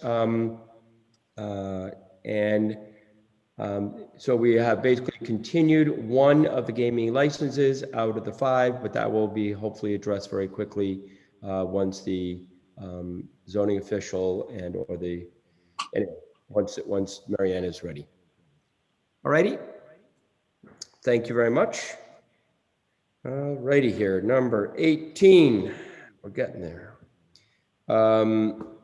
Receive and act on 2021 agreement for use of town property between Town of New Shoreham and Block Island Gourmet at Mosquito Beach parking lot, Corneck Road, Plat 4, Lot 68.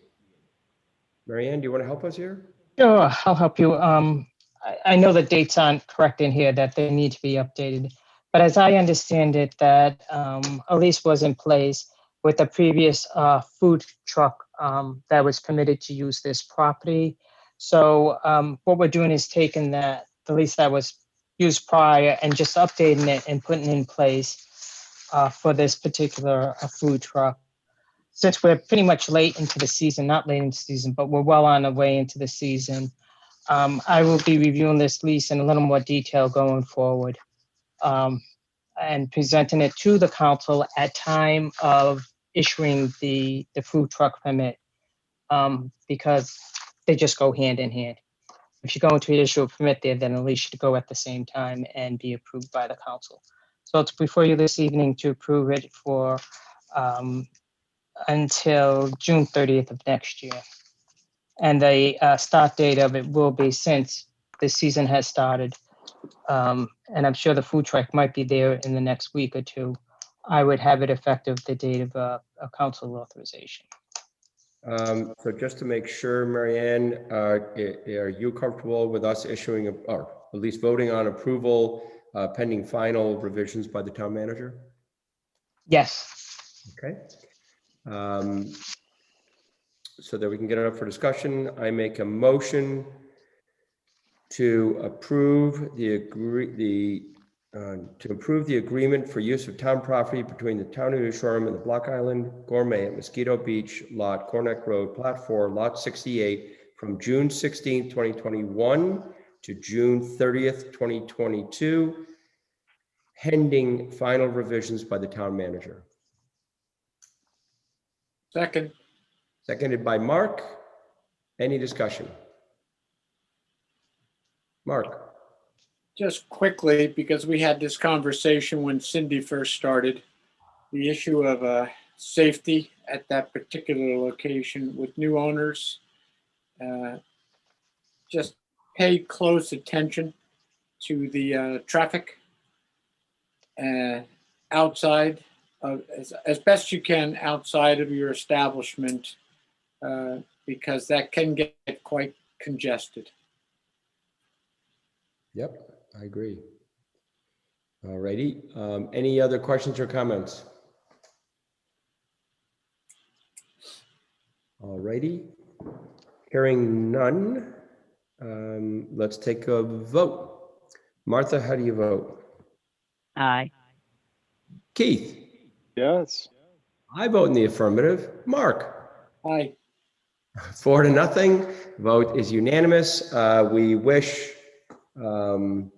the new owners, we'll keep names out of this, the new owners best of luck and good luck getting the contract sort of finalized. And we really appreciate all the efforts. And again, although it was said last meeting about this subject, we really appreciate everything Cindy did and and has done.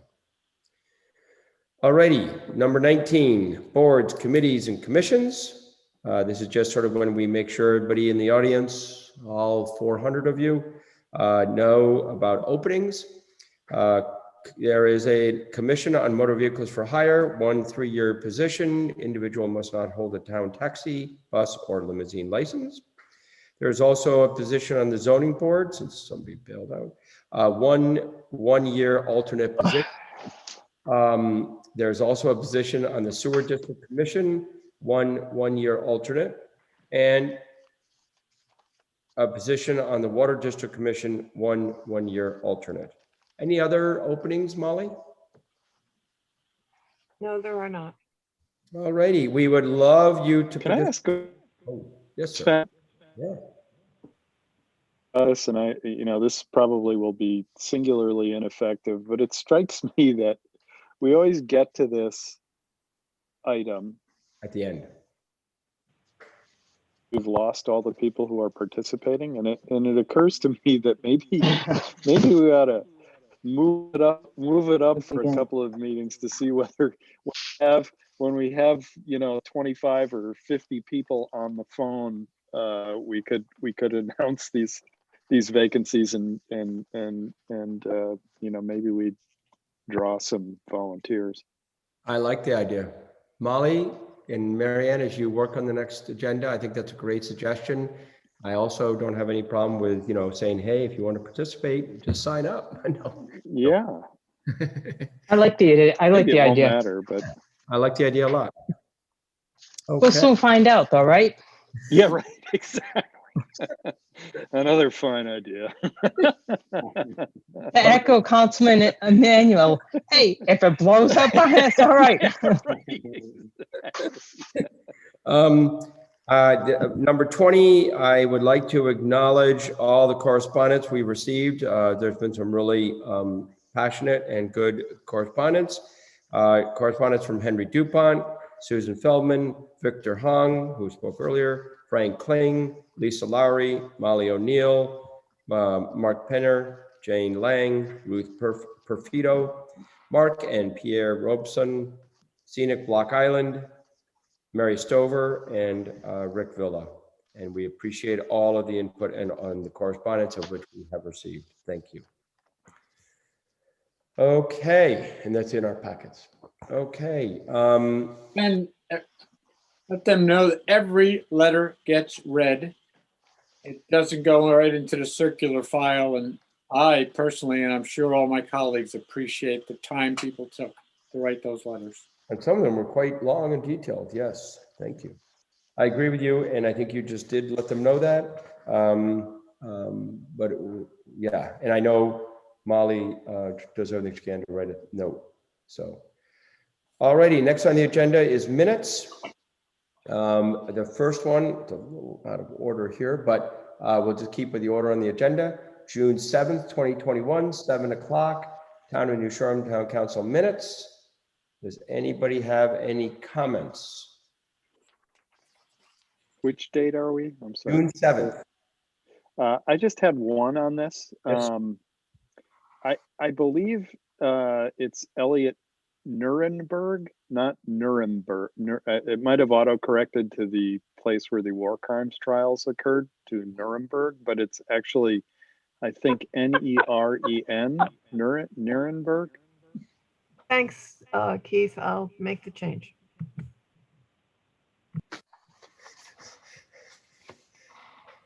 Go ahead, Mark.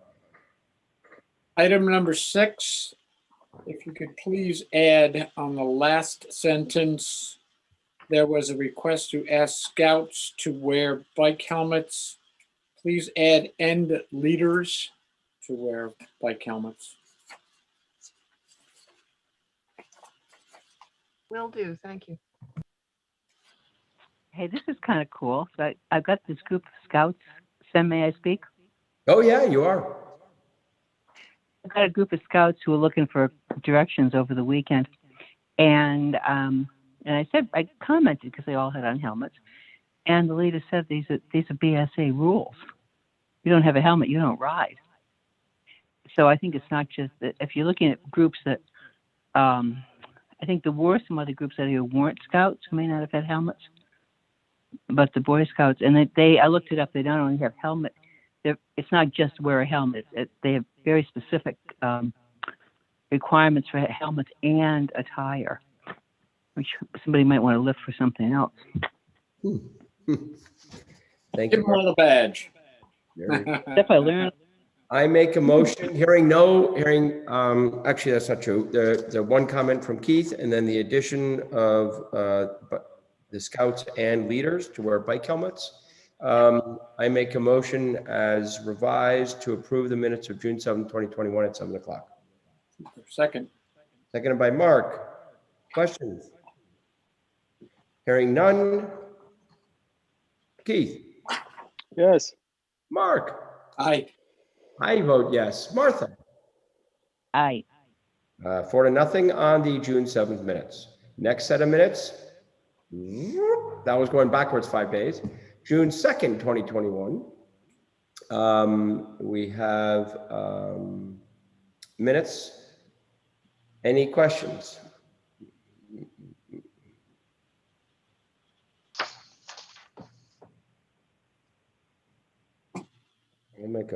I'll make a comment that, anyway, I won't make a comment. I'm good with this. Any other questions on the minutes? Okay, I make a motion to approve the minutes of June 2nd, 2021, 7 o'clock on Wednesday of the Town Council of New Shoreham. Second. Seconded by Mark. Questions, comments? Marianne? Keith, how do you vote? I vote yes. Mark, how do you vote? Aye. Martha? Aye.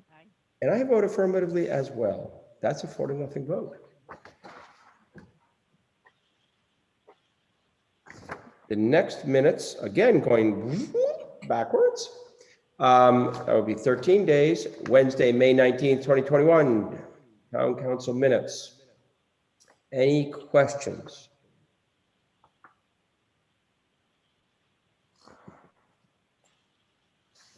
All righty, hearing none, I make a motion to approve the minutes of May 19th, 2021, Town of New Shoreham Council minutes. Second. Seconded by Mark. I vote in the affirmative. That's one. Martha? Aye. Keith? Yep. Mark? Aye. That's 4-0. We passes unanimously, and that is the approval of the minutes that we have in our file. Do we need to approve the closed ones separately? I don't think they're on our agenda until the next meeting. Overall. I don't think they're on our agenda until the next meeting. Okay, because it says May 19th, open and close 6:30. Oh, I see that. Yeah. But I actually only saw the open ones. You can approve them if you have no changes. If you have changes, they can go in be discussed in closed session at the next meeting. If you need discussion or changes, continue them.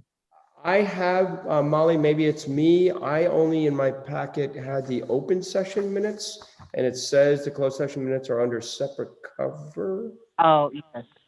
Did I miss it? No, I apologize. I have a feeling they didn't get circulated. Okay. No, we'll do it next week. They normally go in an envelope.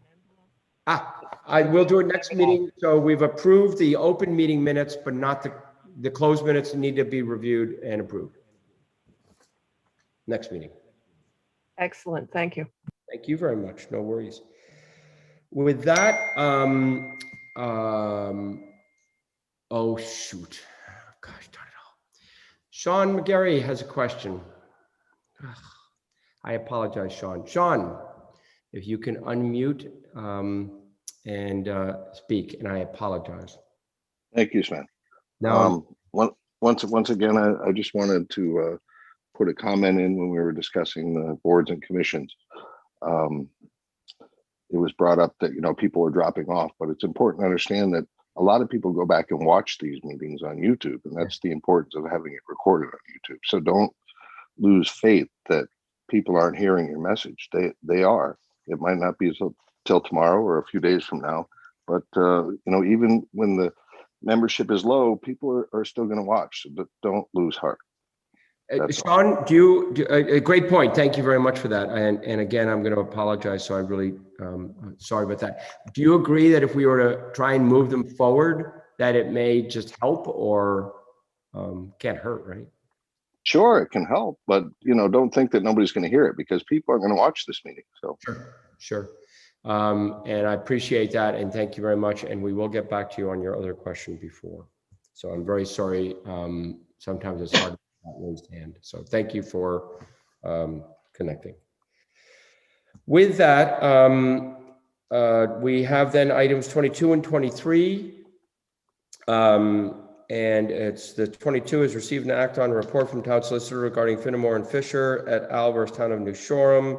I won't read the whole thing. And then 23, receive and act on report of town solicitor regarding Champlain's Realty Associates versus Coastal Resource and Management Council. These are potentially to go into closed session. Could the town solicitor please help us a little bit with what are these about and whether we need to go into closed session and help us for a little bit here?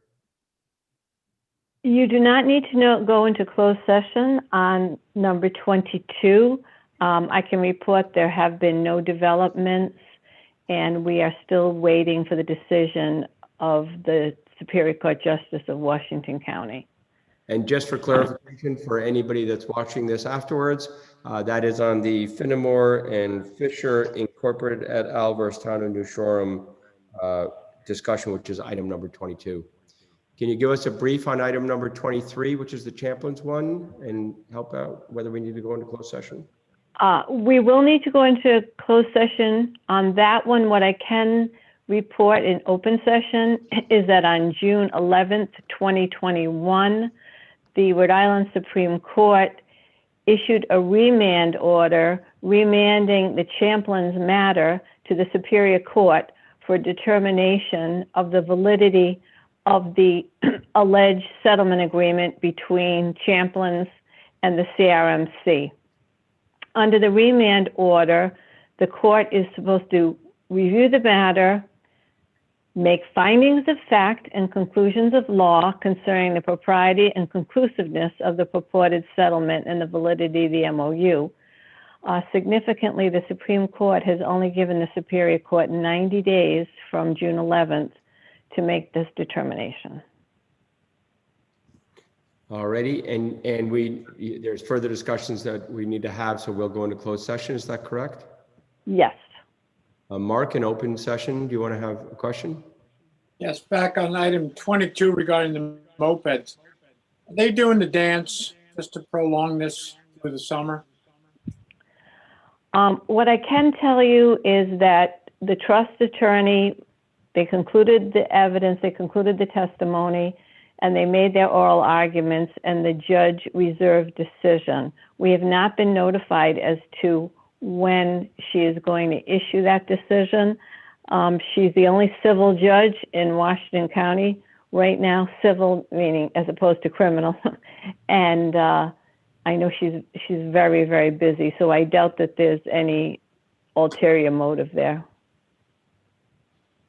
Thank you very much. All righty. I make a motion. We're going to come back into this open session.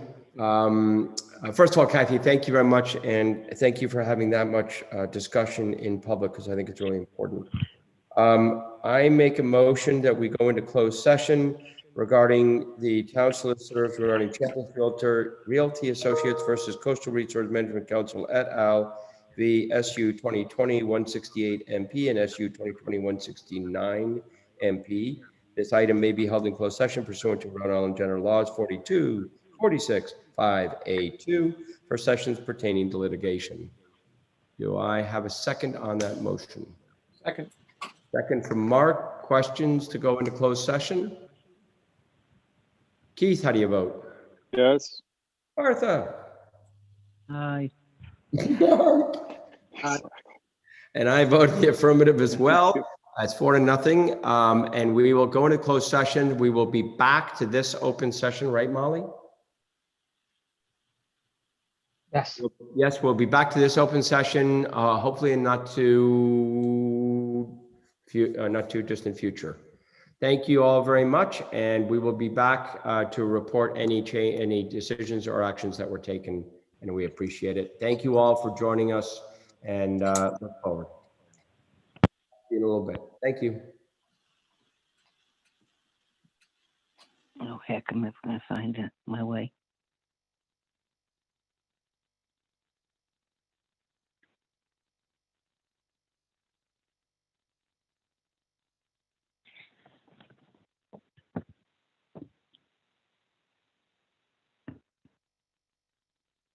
What the hell?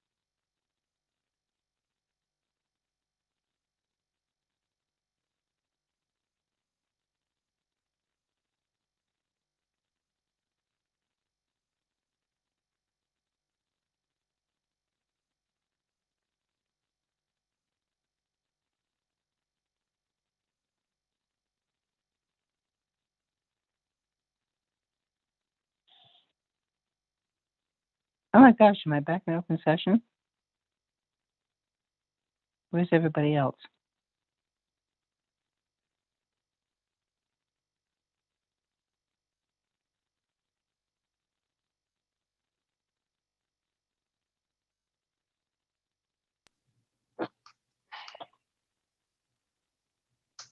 I hear someone.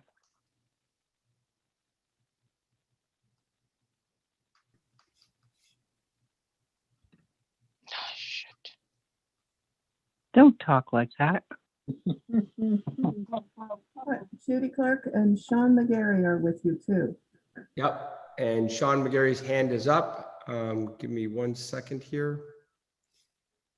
Wait until everybody's back. Martha's back, Mark's back, Keisha's here. Judy Marianne, Clark is gone. who am I missing? You're missing Keith. Oh, no, there he is. And is he in the, where's Keith?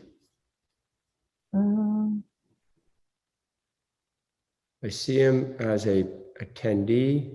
There he is. His hand- I'm here, but for some reason I'm not appearing as I usually do, which some people may think is a good thing. But He's, we're still working out the. You're reading my mind. Okay, we're want to announce that we are now back in open session, and no votes were taken in closed session, and I'd like to make a motion to seal the minutes. Second. Seconded by Mark. Martha? Aye. Keith? Yes. Mark? Aye. Ben? Votes in the affirmative, 4-0 to seal the minutes. And now I see a hand is up by Sean McGarry, which I think was up before. And I'm not going to apologize again because I apologized so many times, but I'm very sorry. Sean, if I missed it, can I help you or can we help you? Sure. I put my hand up in the discussion to go into closed session. I heard. And that's okay. I just want you to know that I'm the chairman of the Democratic Town Committee, and monitoring these kinds of activities are important to my committee, Yes. ours and yours constituencies. And this is the night before my day off tomorrow, so there's places I should probably be, like out to dinner with my significant other, but it's disheartening. Sven, 3 times now, you Yes. haven't recognized me.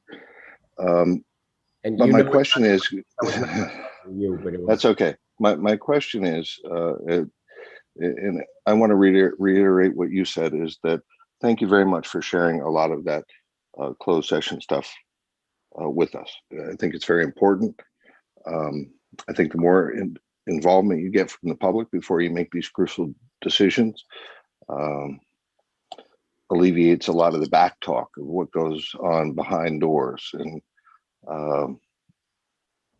I think it helps you. So the more open you can be, the better it serves the entire community. So when you do vote to go into closed session, I think you do need to be more specific about what exactly it is you're going to be discussing. Is it going to be strategy? Is it going to be monetary decisions? Because we have no way of knowing when we go back and look at the minutes whether or not those minutes reflect what your vote was to go into closed session to discuss. So you need to think long and hard when you vote to go into closed session, and you need to let us know what it is you're going to be discussing when you go into closed session. We don't need to know what the specifics of that discussion are, or what what happened behind closed doors, but we want to make sure that when you go there, it's for a very specific reason, and that you stick to that reason and don't waver from that. And if you do waver, you need to come immediately into open session. So thanks. Thank you, Sean. And again, I appreciate it. I'm very sorry that I missed it. And that was purely me monitoring a webinar versus anything else. So thank you for the comments about dialogue about the closed session. And I agree with you on specificity. And the more we can be transparent and open, as Keith said in a meeting a while ago, it's not about saying we're transparent, but it's actually being that way. And that, I think, is your point. So thank you. Anybody else have any comments? Hearing none, I make a motion to end the meeting. Keith, you're back. I am. So good to be back. I make a motion to adjourn the I was meeting. having my own closed session. I'll second, Sven. Nice Seconded job, by Sven. Mark. Martha, how do you vote? Aye. Keith, how do you vote? Yes, have a good night. Mark, how do you vote? Aye, and nice job, Sven. I vote in the affirmative. Thank you all very much. Sean, thank you very much for all the input. I really appreciate it. And we will see you all at the next meeting in the beginning of July. Monday. Monday. Sorry, Monday at 7 o'clock. Thank you. Oh, this Monday. Thank you. June 21st, 7 o'clock. Have a great night, everybody. Bye.